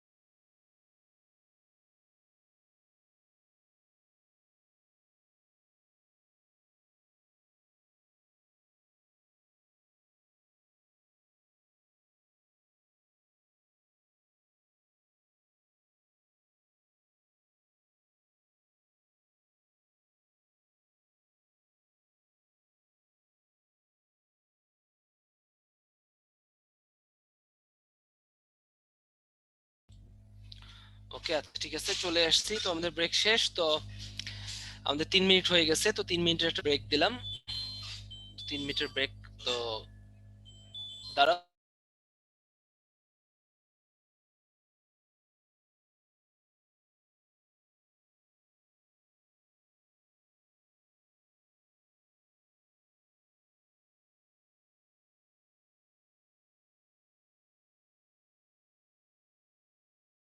ওকে, তাহলে আমাদের ব্রেক শেষ। ব্রেক শেষ, এখন হচ্ছে আমরা শুরু করব হচ্ছে আমাদের বায়োম। তো বায়োম কি, এটা আমাদের পরীক্ষার কোশ্চেন, সেখান থেকে যতটুকু আসবে ততটুকুই। বায়োম হচ্ছে একই ধরনের একটা স্থান যেখানে একই ধরনের মাটি থাকবে, একই ধরনের জলবায়ু থাকবে, এবং একই ধরনের একই ধরনের মাটি থাকবে, একই ধরনের জলবায়ু থাকবে, একই ধরনের উদ্ভিদ এবং একই ধরনের প্রাণী থাকবে। এবং এই যে পৃথক ইকোসিস্টেম, এটাকেই বলা হবে হচ্ছে কি তোমার বায়োম। এটা কিন্তু খুব ইম্পর্টেন্ট পরীক্ষার জন্য।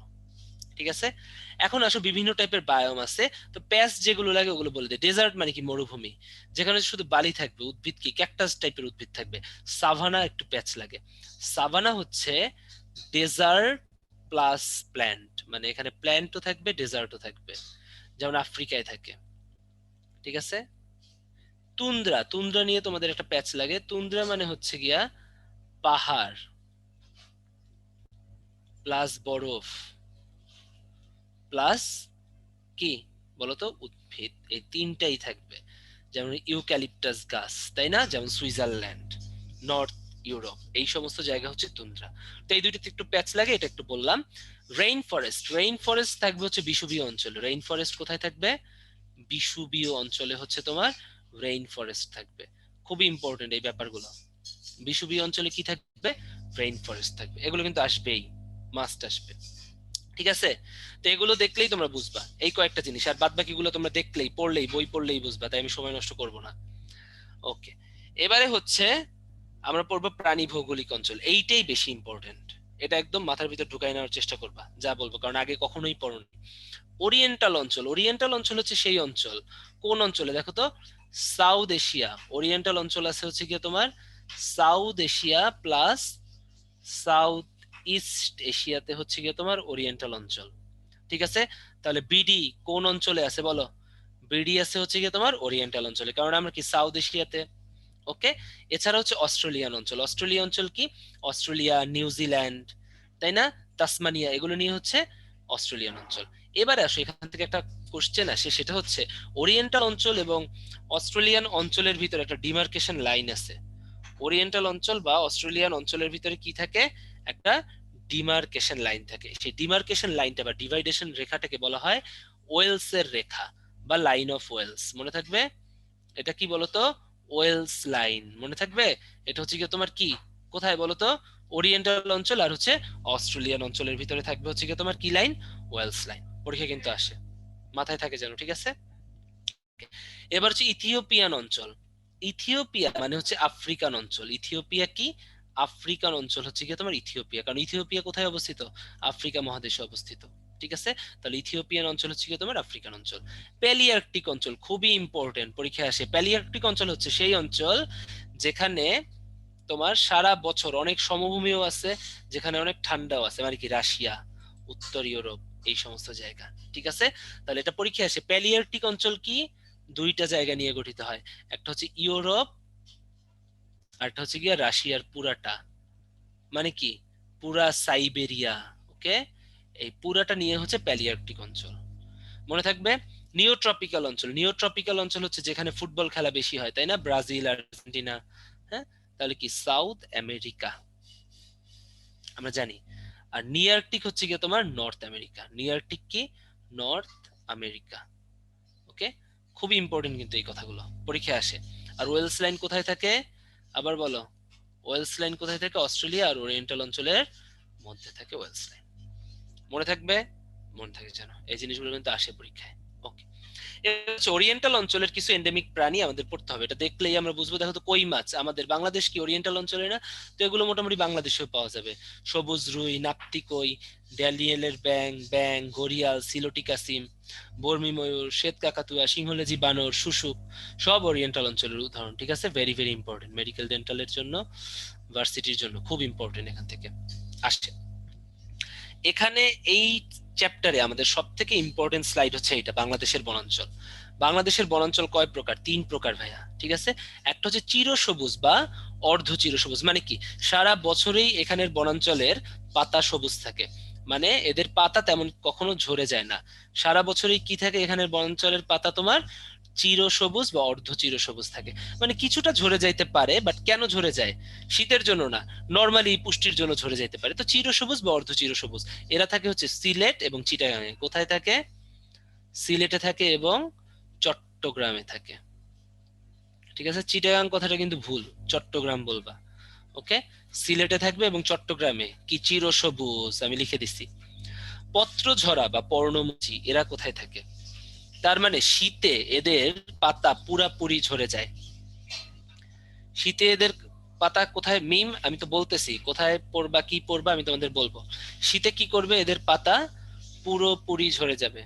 শীতে কি হবে, এদের পাতা পুরোপুরি ঝরে যাবে, ঠিক আছে। তাহলে শীতে পাতা পুরোপুরি ঝরে যায়, এই জন্য এদের বলা হয় পত্রঝরা বা পর্ণমোচী অঞ্চল। পর্ণ মানে কি, পাতা ঝরে যায়, মোচন হয়, পড়ে যায়। এরা আছে কোথায় কোথায় আমরা একটু দেখবো, ঠিক আছে। ময়মনসিং এ আছে। কোথায়? ময়মনসিং।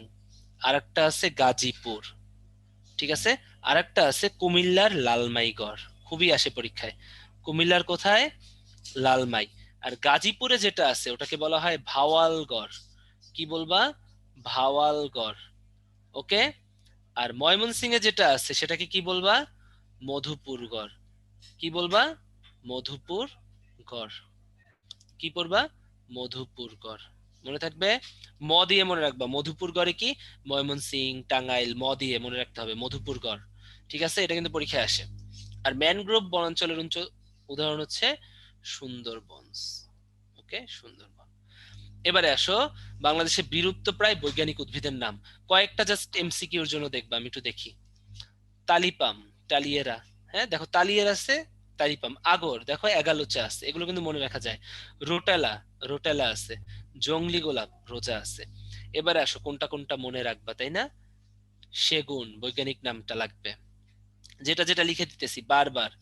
গেওয়া লাগবে। গরান, খুবই ইম্পর্টেন্ট, লাগবে। সুন্দরী লাগবে। গোলপাতা, বৈজ্ঞানিক নাম, বই থেকে খুঁজে খুঁজে পড়ে ফেলবা, ঠিক আছে। কি কি?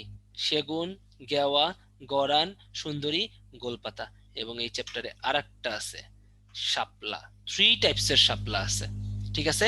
একটা নিমফায়া নৌচালি, একটা নিমফায়া কি পিউবেসেন্স, ঠিক আছে। এর ভিতরে সাদা শাপলাটা কিন্তু তোমার নিমফায়া পিউবেসেন্স, ওইটাই আমাদের জাতীয় ফুল। সো এই কয়টার বৈজ্ঞানিক নাম না পড়ে কেউ যাবা না, এ কটা লাগবেই। ওকে। সুন্দরী কি জানো? হেরিটিয়েরা ফর্মস।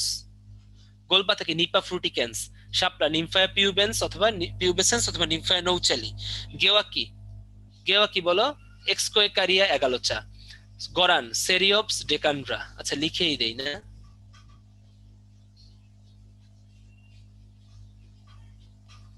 গেওয়া এক্সকোয়েকারিয়া এগালোচা।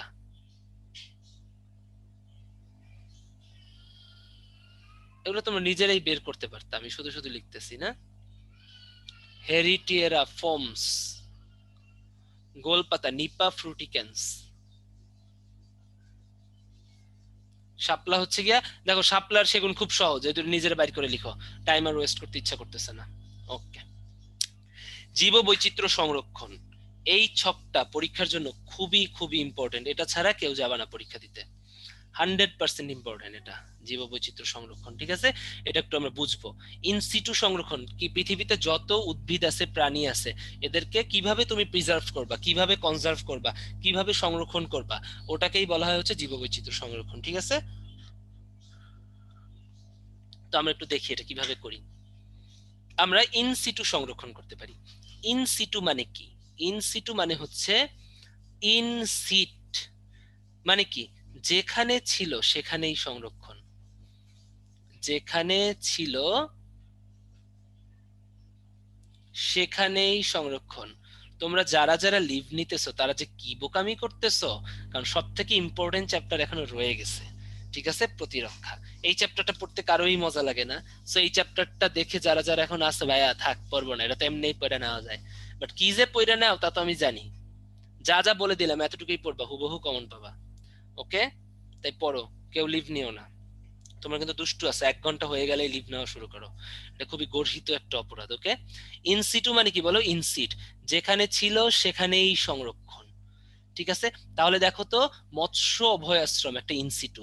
যেমন মনে করো চাঁদপুরের পদ্মা নদীতে বললো যে মাছ আর ধরা যাবে না, তার মানে কি মাছ যেখানে ছিল ওখানেই বংশ বিস্তার করতে আমরা দিতেছি। গেম রিজার্ভ কথাটার মানেও অভয়াশ্রম, একই কথা। বন্যজীব অভয়ারণ্য, সুন্দরবনে বাঘ ধরা, হাতি ধরা, ঘোড়া ধরা এগুলো নিষেধ। ঠিক আছে, সাফারি পার্ক করে দিল।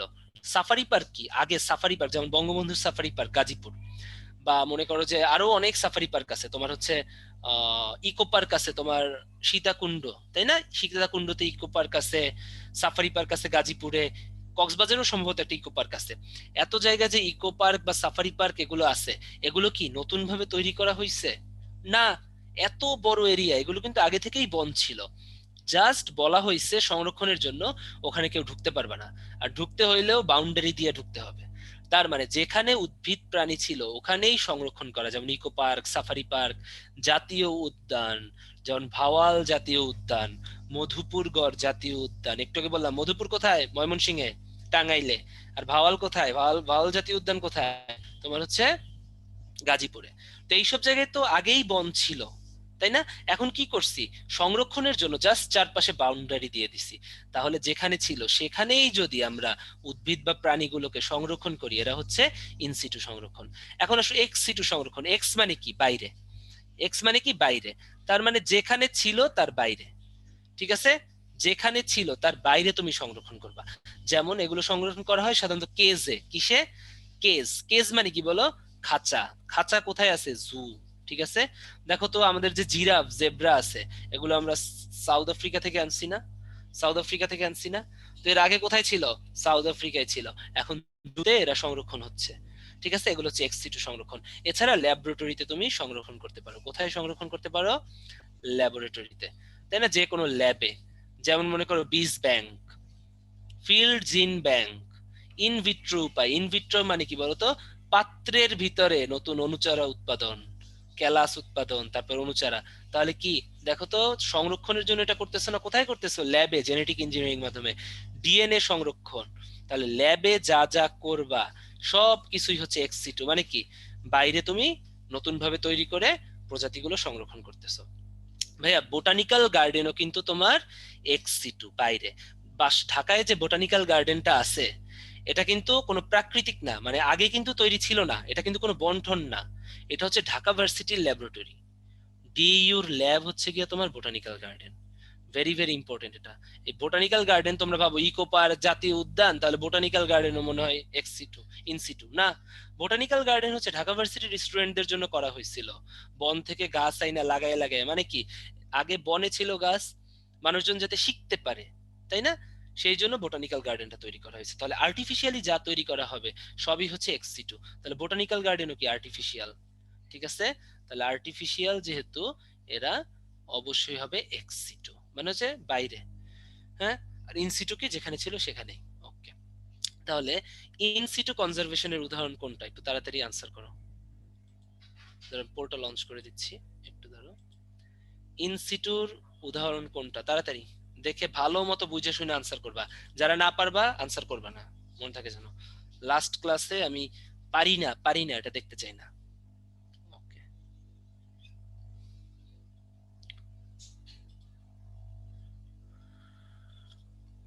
ভালো মতো দেখো, ভালো মতো দেখো। ইনসিটু, যাক, দেখো 87% সঠিক উত্তর দিছো। ওকে, কত পার্সেন্ট? 87%। তাহলে এতবার বোঝানোর পরেও 87%, তাহলে ওরা কারা যারা বলে এই চ্যাপ্টারটার দরকার নেই? ভালো মতো বোঝার ট্রাই করো, ঠিক আছে?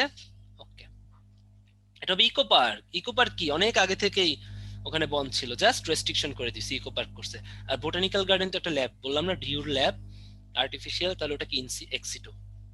তাহলে ইনসিটোর উদাহরণ এখানে eco park. Okay, thank you 87% কে। যে 13% পারো নাই তাদেরও ধন্যবাদ। কেন ধন্যবাদ? তোমাদের জন্য যারা সিরিয়াস তারা চান্স পাবে, তাই না?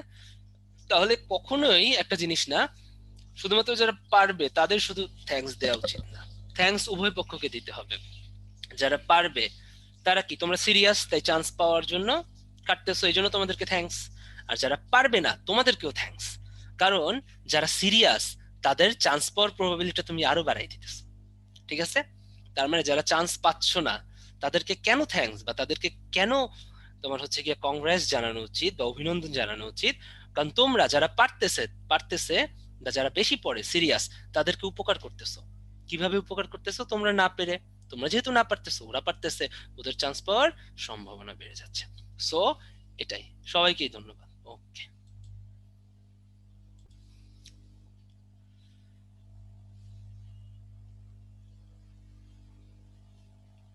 আচ্ছা ঠিক আছে তুলি, সমস্যা নেই, তুমি পারবা আমি জানি।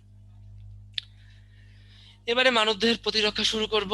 মানবদেহের প্রতিরক্ষা শুরু করার আগে আবার আমরা 10 সেকেন্ড চোখটা বন্ধ রেখে একটু অন্যদিকে তাকাই। হ্যাঁ, একটু চ্যাং চ্যাং করে নি। ওকে, চ্যাং চ্যাং করা মানে হচ্ছে একটু আড়মোড়া ভাঙা নাও। ওকে, ঠিক আছে, একটু চ্যাং চ্যাং করতে হয় মাঝে মধ্যে। ওকে, হুম, ঠিক আছে, একটু চ্যাং চ্যাং করো, তারপর হচ্ছে আমরা আবার শুরু করব।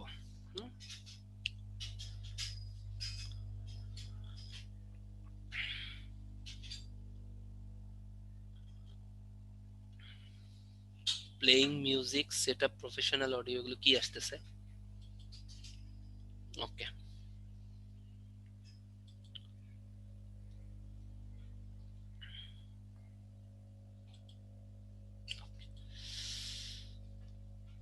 আচ্ছা জাহিদ, ভয়েস কি ক্লিয়ার আছে? অথবা রেজাউল ভাই, ভয়েস কি ক্লিয়ার আছে? জি ভাইয়া, ভয়েস ক্লিয়ার আছে। ওকে ওকে, ঠিক আছে। 10 সেকেন্ড তোমরা চোখ অফ রাখছো? 10 সেকেন্ড চোখ অফ রাখছো? যদি 10 সেকেন্ড চোখ অফ রাখো, থ্যাঙ্কস আ লট। আমরা হচ্ছে এখন মানবদেহের প্রতিরক্ষা শুরু করব, খুবই ইম্পর্টেন্ট একটা চ্যাপ্টার। ওকে, শুরু করে দিই। ওকে, মানবদেহের প্রতিরক্ষা স্তর 3টে স্তরে বিভক্ত। একটা হচ্ছে প্রথম প্রতিরক্ষা স্তর, একটা দ্বিতীয় প্রতিরক্ষা স্তর, আর একটা তৃতীয় প্রতিরক্ষা স্তর। ঠিক আছে? প্রথম প্রতিরক্ষা স্তর এবং দ্বিতীয় প্রতিরক্ষা স্তরকে বলা হয় নন স্পেসিফিক। কি বলবো আমরা? Non specific. ঠিক আছে? Non specific. নন স্পেসিফিক কথাটার মানে কি? নির্দিষ্ট না। এরা সব কিছুর বিরুদ্ধে প্রতিরোধ করে। এরা একাধারে ধুলাবালির বিরুদ্ধে প্রতিরোধ করে। জাহিদ, তোমার মনে হয় আনমিউট করা, একটু মিউট করে দাও, সাউন্ড আসতেছে। ওকে, হ্যাঁ, তাহলে কি ছিল বলো? প্রথম প্রতিরক্ষা স্তর, দ্বিতীয় প্রতিরক্ষা স্তর, এরা কি? এরা হচ্ছে তোমার নন স্পেসিফিক। নন স্পেসিফিক মানে কি? এরা একাধারে সবকিছুর বিরুদ্ধে কাজ করে। যেমন মনে করো, এরা একাধারে ভাইরাসকেও ধ্বংস করে, একাধারে ব্যাকটেরিয়াকেও ধ্বংস করে, একাধারে করোনাকেও ধ্বংস করে, একাধারে একাধারে পোলিওকেও ধ্বংস করে, একাধারে ধুলাকেও মারে, একাধারে রোগ জীবাণু যত ময়লা আবর্জনা সবকিছুকে এরা ধ্বংস করে। এরা হচ্ছে প্রথম ও দ্বিতীয় প্রতিরক্ষা স্তর। তৃতীয় প্রতিরক্ষা স্তর হচ্ছে স্পেসিফিক। তৃতীয় প্রতিরক্ষা স্তর কি বলো? এরা হচ্ছে স্পেসিফিক। এখন what do you mean by specific? মানে হচ্ছে এখানে নির্দিষ্ট অ্যান্টিবডি কাজ করবে।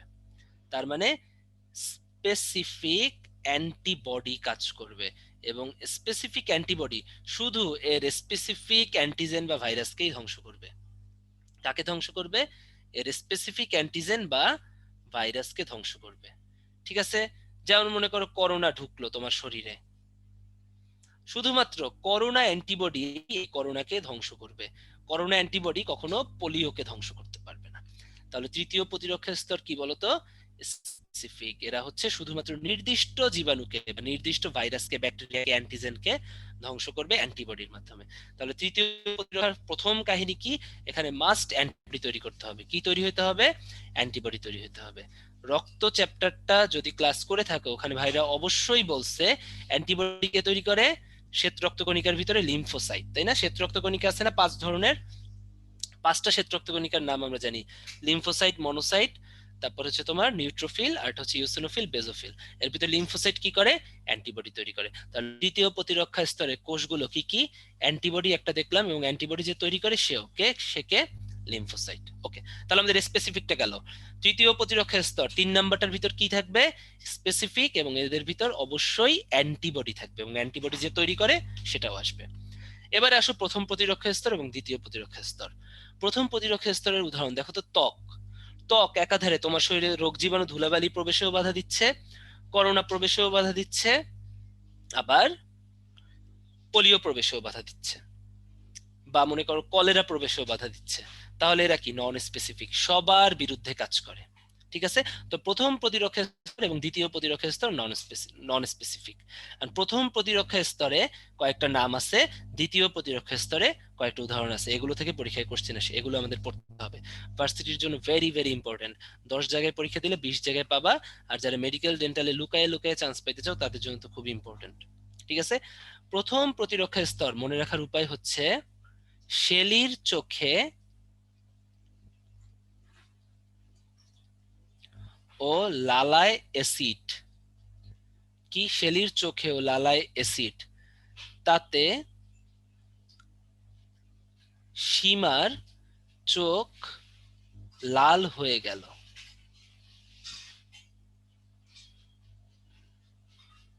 ঠিক আছে, মনে থাকে যেন, শেলির চোখে ও লালায় অ্যাসিড, তাতে সীমার চোখ লাল হয়ে গেল। সীমার চোখ না, সীমার ত্বক লাল হয়ে গেল। ঠিক আছে, শেলির চোখে ও লালায় অ্যাসিড, তাতে সীমার ত্বক লাল হয়ে গেল। তাহলে প্রথম প্রতিরক্ষা স্তর কি কি বলতো?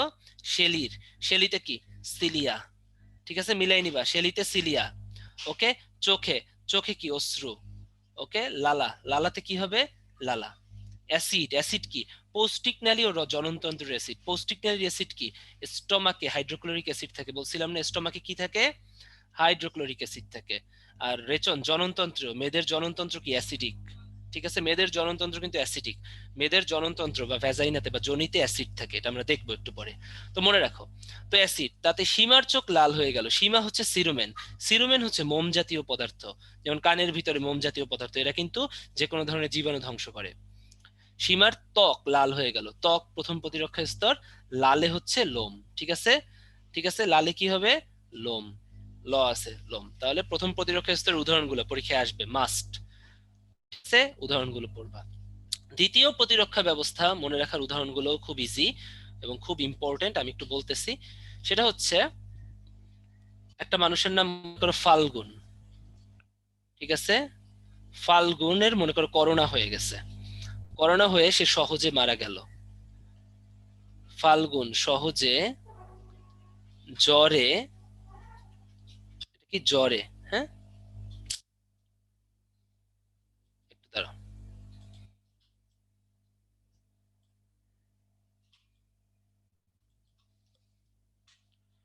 এটার কবিতাটা হচ্ছে ফাল্গুন সহজে জ্বরে মরে ইন্টার কমপ্লিট করতে পারে নাই। একটু দাঁড়াও, হ্যাঁ? ফাল্গুন সহজে জ্বরে মরে ইন্টার কমপ্লিট করতে পারে নাই। ইন্টার, কি অবস্থা,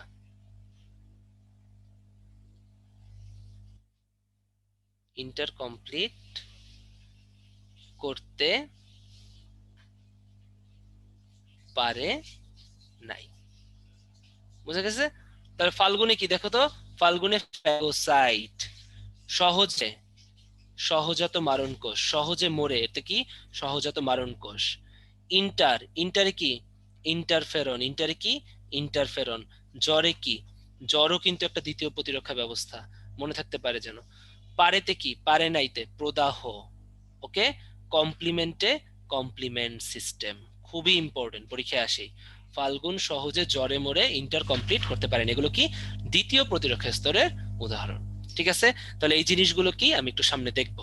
এর ভিতরে ফ্যাগোসাইট কি কি, ফ্যাগোসাইট আছে দুইটা। ফ্যাগোসাইট মানে কি বলতো, ডাইরেক্ট জীবাণু, যারা ডাইরেক্ট জীবাণু ভক্ষণ করে। ফ্যাগোসাইটোসিস কথাটার মানে কি, ডাইরেক্ট জীবাণু ভক্ষণ করা। ঠিক আছে, তাহলে ফ্যাগোসাইট কি করে, ডাইরেক্ট জীবাণু ভক্ষণ করে। ফ্যাগোসাইটোসিস কে করে, রক্তের, মনে আছে এম আর এন, একটা ছিল হচ্ছে মনোসাইট, একটা নিউট্রোফিল, এরা হচ্ছে ফ্যাগোসাইটোসিস করে। কি কি, মনোসাইট, আর একটা হচ্ছে নিউট্রোফিল, আর একটা নিউট্রোফিল। এদের কাজ কি, এদের কাজ হচ্ছে, এটাই হচ্ছে ফ্যাগোসাইট। তাহলে ফ্যাগোসাইট কি কি আছে শরীরে, দুইটা, একটা মনোসাইট আর একটা নিউট্রোফিল। ঠিক আছে, এরাই হচ্ছে ফ্যাগোসাইট। তাহলে যদি পরীক্ষায় আসে দ্বিতীয় প্রতিরক্ষার স্তর কি কি, সহজাত মরণ কোষ, কবিতা তো বললাম, হ্যাঁ, ফাল্গুন সহজে জ্বরে মরে ইন্টার কমপ্লিট করতে পারে নাই। আর ফাল্গুনের ভিতর কি ছিল, এই ফাল্গুন কে ফ্যাগোসাইট, ফ্যাগোসাইট কে K M R N, M এ কি মনোসাইট বা ম্যাক্রোফেজ, আর এটা হচ্ছে নিউট্রোফিল। মনে থাকবে, মনে থাকে যেন, এখানে কিন্তু পরীক্ষায় বারবার আসে। তাহলে প্রথম আর দ্বিতীয় প্রতিরক্ষা স্তর দেখলাম নন স্পেসিফিক, কি কি কবিতা দিয়ে আমরা মনে রাখবো। আর তৃতীয় প্রতিরক্ষা স্তরে অ্যান্টিবডি থাকবে, স্পেসিফিক অ্যান্টিবডি। এবং অ্যান্টিবডি কে তৈরি করে? লিম্ফোসাইট। এটাও কিন্তু পরীক্ষার কোশ্চেন। অ্যান্টিবডি কে তৈরি করে? লিম্ফোসাইট হচ্ছে অ্যান্টিবডি তৈরি করে। গুড। এবার আমি একটু দেখি প্রথম প্রতিরক্ষা স্তর। এখন আমাদের পড়তে একদমই অসুবিধা হবে না, নন স্পেসিফিক, তাই না? প্রথমটা লোম। শেলির চোখে ও লালায় কি অ্যাসিড দেখে কি হয়ে গেল? সীমার ত্বক লাল হয়ে গেল। লালে কি ছিল? লোম। তো নাকের ভিতরে লোম থাকে, এরা ধুলাবালি আটকায় রাখে। সিলিয়া, সিলিয়া হচ্ছে শ্বাসনালীতে বিদ্যমান, এতেও কিন্তু রোগ জীবাণু আটকায়, তাই না? আমরা যে সারাদিন বাইরে ধুলাবালি দিয়ে যাই, রোগ জীবাণু কিন্তু আমাদের নাকের ভিতরে শ্বাসনালীতে আটকে যায়, তাই না? এটা কিন্তু খুব ভালো। পরে হচ্ছে হাঁচির মাধ্যমে এরা আবার বের হয়ে যায়, ঠিক আছে? তো এটা কিন্তু ভালো, প্রথম প্রতিরক্ষা স্তর। অশ্রু আর লালা, ভেরি ভেরি ইম্পর্টেন্ট। অশ্রু লালার ভিতরে লাইসোজাইম এনজাইম থাকে, এটা কিন্তু পরীক্ষায় আসে। কি এনজাইম? Lysozyme enzyme. এই লাইসোজাইম এনজাইম আরেকটা জায়গায় থাকে, এটা আমাদের মনে রাখতে হবে। সেটা হচ্ছে কনজাংটিভাতে। কোথায়? কনজাংটিভা। তো এইগুলো একসাথে লিখে দেই যাতে তোমাদের সমস্যা হয় না। কনজাংটিভাতেও কিন্তু লাইসোজাইম এনজাইম থাকে। তো লাইসোজাইম এনজাইম দেখো চোখের পানিতে থাকে, অশ্রুতে থাকে, লালাতে থাকে, আর কনজাংটিভাতে থাকে। এজন্যই কি হয় বলতো, আমাদের জীবাণু ধ্বংস হয়ে যায়, চোখটা বাঁচে, মুখটা বাঁচে। সিরুমেন, মোম জাতীয় পদার্থ, এরাও জীবাণু ধ্বংস করে। পৌষ্টিকনালী অ্যাসিড, হাইড্রোক্লোরিক অ্যাসিড কোথায় থাকে বলো? স্টমাকে থাকে। ওকে। রেচন জননতন্ত্রের অ্যাসিড, জনিতে অ্যাসিড থাকে। তোমাদের বলছিলাম না মেয়েরা টক পছন্দ করে, তাহলে মেয়েদের জননাঙ্গ কি? একটু অম্লীয় হয়। তাহলে ওদের জনিতে কি বিদ্যমান? ল্যাকটিক অ্যাসিড বিদ্যমান। খুবই ইম্পর্টেন্ট পরীক্ষার জন্য। প্রতিরক্ষায় ত্বকের ভূমিকা। ত্বক হচ্ছে দেহের সর্ববৃহৎ অঙ্গ, ত্বক হচ্ছে দেহের সর্ববৃহৎ অঙ্গ, খুবই ইম্পর্টেন্ট একটা টপিক। এখান থেকে তোমাদের প্যাচ লাগে। সর্ববৃহৎ গ্রন্থি হচ্ছে লিভার, সর্ববৃহৎ গ্রন্থি কি? যকৃৎ। এখান থেকে কিন্তু একটা প্যাচ লাগে এবং তোমরা ভুল করো। সর্ববৃহৎ অঙ্গ কি? ত্বক। আর সর্ববৃহৎ গ্রন্থি কি? যকৃৎ বা লিভার। ভেরি ভেরি ইম্পর্টেন্ট, মাথার ভিতরে একদম ঢুকায় রাখবা। প্যাচ লাগেই কিন্তু একদম প্রথমেই সর্ববৃহৎ দেখেই সবার একটা যকৃৎ মানে আনসার করার একটা টেন্ডেন্সি থাকে। সবার 1.25 নাম্বার কিন্তু এখানে ভুল হয়ে যায়। না, সর্ববৃহৎ অঙ্গ হচ্ছে তোমার ত্বক, ঠিক আছে? আর সর্ববৃহৎ গ্রন্থি হচ্ছে যকৃৎ। এবার হচ্ছে ত্বক। ত্বক মনে রাখবা, ত্বক কি? টক। ত্বক টক এভাবে মনে রাখবা। উচ্চারণে মিল আছে না? তাহলে ত্বক কি হবে? সবসময় অ্যাসিডিক পিএইচ হবে, তার মানে অম্লীয় পিএইচ হবে, মনে থাকে জানো। ভেরি ভেরি ইম্পর্টেন্ট পরীক্ষার জন্য। ওকে। ওকে। এবারে হচ্ছে আমি একটা পোল নিতে চাচ্ছি। নিচের কোনটি প্রথম প্রতিরক্ষার অংশ নয়? ভালো মতো দেখে আনসার করো। নিচের কোনটা প্রথম প্রতিরক্ষার অংশ নয়?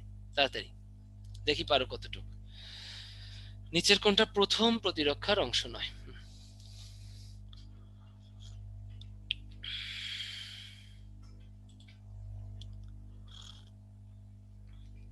এই চ্যাট বক্সে আনসার করো না, পোলে আনসার করো। Okay, যাক, 80% সঠিক উত্তর দিছো, তাই না? হ্যাঁ, নিউট্রোফিল। নিউট্রোফিল কি ছিল বলো তো? ফ্যাগোসাইড। ত্বক, লোম, এই অ্যাসিড, হাইড্রোক্লোরিক অ্যাসিড, অ্যাসিড, এগুলো কি প্রথম প্রতিরক্ষার অংশ ছিল না? কি ছিল? শেলির চোখেও লালায় অ্যাসিড শুনে সীমার ত্বক লাল হয়ে গেল। তো অ্যাসিড প্রথম পরীক্ষা, তাহলে কি না কোনটা? দেখেই তো বোঝা যায় নিউট্রোফিল। নিউট্রোফিল কি? নিউট্রোফিল হচ্ছে একটা ফ্যাগোসাইট, যেটা হচ্ছে ফ্যাগোসাইটোসিস পদ্ধতিতে জীবাণু ভক্ষণ করে। ওকে। এখন হচ্ছে দ্বিতীয় প্রতিরক্ষা স্তর পড়বো। দ্বিতীয় প্রতিরক্ষা স্তর কবিতাটা ফার্স্টে বলে দিছি, এরাও কি নন স্পেসিফিক, তাই না? প্রথম আর দ্বিতীয় কি নন স্পেসিফিক, এরা জ্ঞাতি গোষ্ঠী সবার বিরুদ্ধে কাজ করে। তো ফ্যাগোসাইট কি কি আমি বললাম, এম আর এন দিয়ে মনে রাখবা। এম এ ম্যাক্রোফেজ আর এন এ নিউট্রোফিল। ম্যাক্রোফেজ ইস কিছু না, ম্যাক্রোফেজ আর মনোসাইট সেম জিনিস। পরিণত মনোসাইটকেই ম্যাক্রোফেজ বলা হয়। পরিণত মনোসাইটকে কি বলবো? ম্যাক্রোফেজ বলবো। ফাগুন সহজে মরে, ফাল্গুন সহজে মরে কি? সহজাত মারণ কোষ, তাই না? সহজে জ্বরে মরে, তার সহজাত মারণ কোষ। সহজাত মারণ কোষের কাজ হচ্ছে টিউমার কোষ ধ্বংস করা। এটা খুবই ইম্পর্টেন্ট। কি করে? টিউমার কোষ তোমার ধ্বংস করবে, ঠিক আছে? এটা কিন্তু খুব আসে।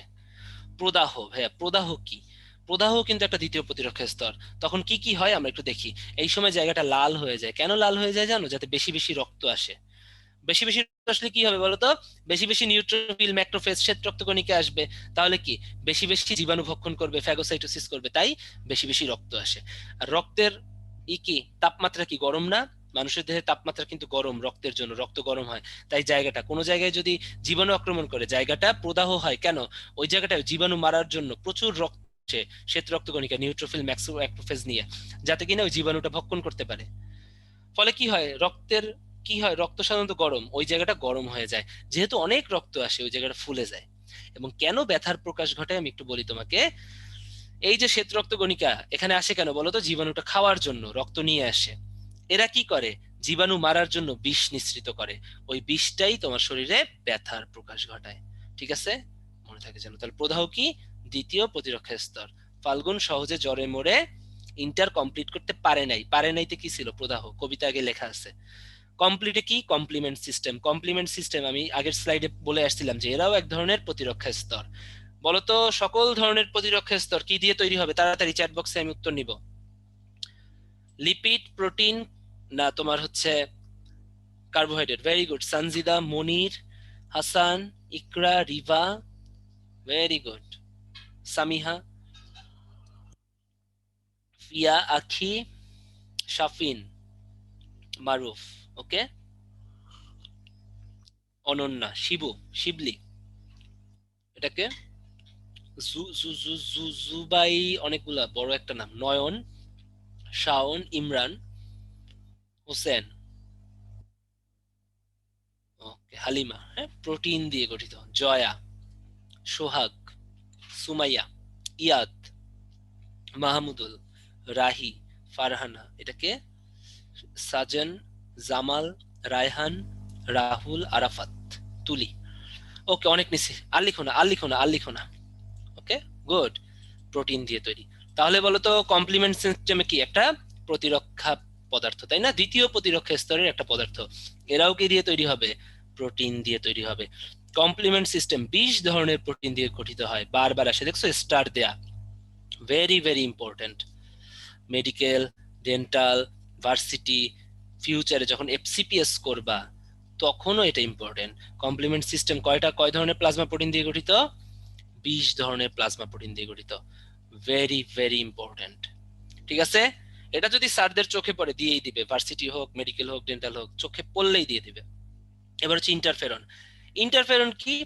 ইন্টারফেরন হচ্ছে, আমি অলরেডি তোমাদের পড়াই ফেলছি, এরা ভাইরাস প্রতিরোধক, এক ধরনের প্রতিরক্ষা, রাসায়নিক প্রতিরক্ষা ব্যবস্থা। এরাও কি? প্রোটিন দিয়ে গঠিত। আমি লিখে দিছিলাম এরা কেমন প্রোটিন? গ্লাইকোপ্রোটিন।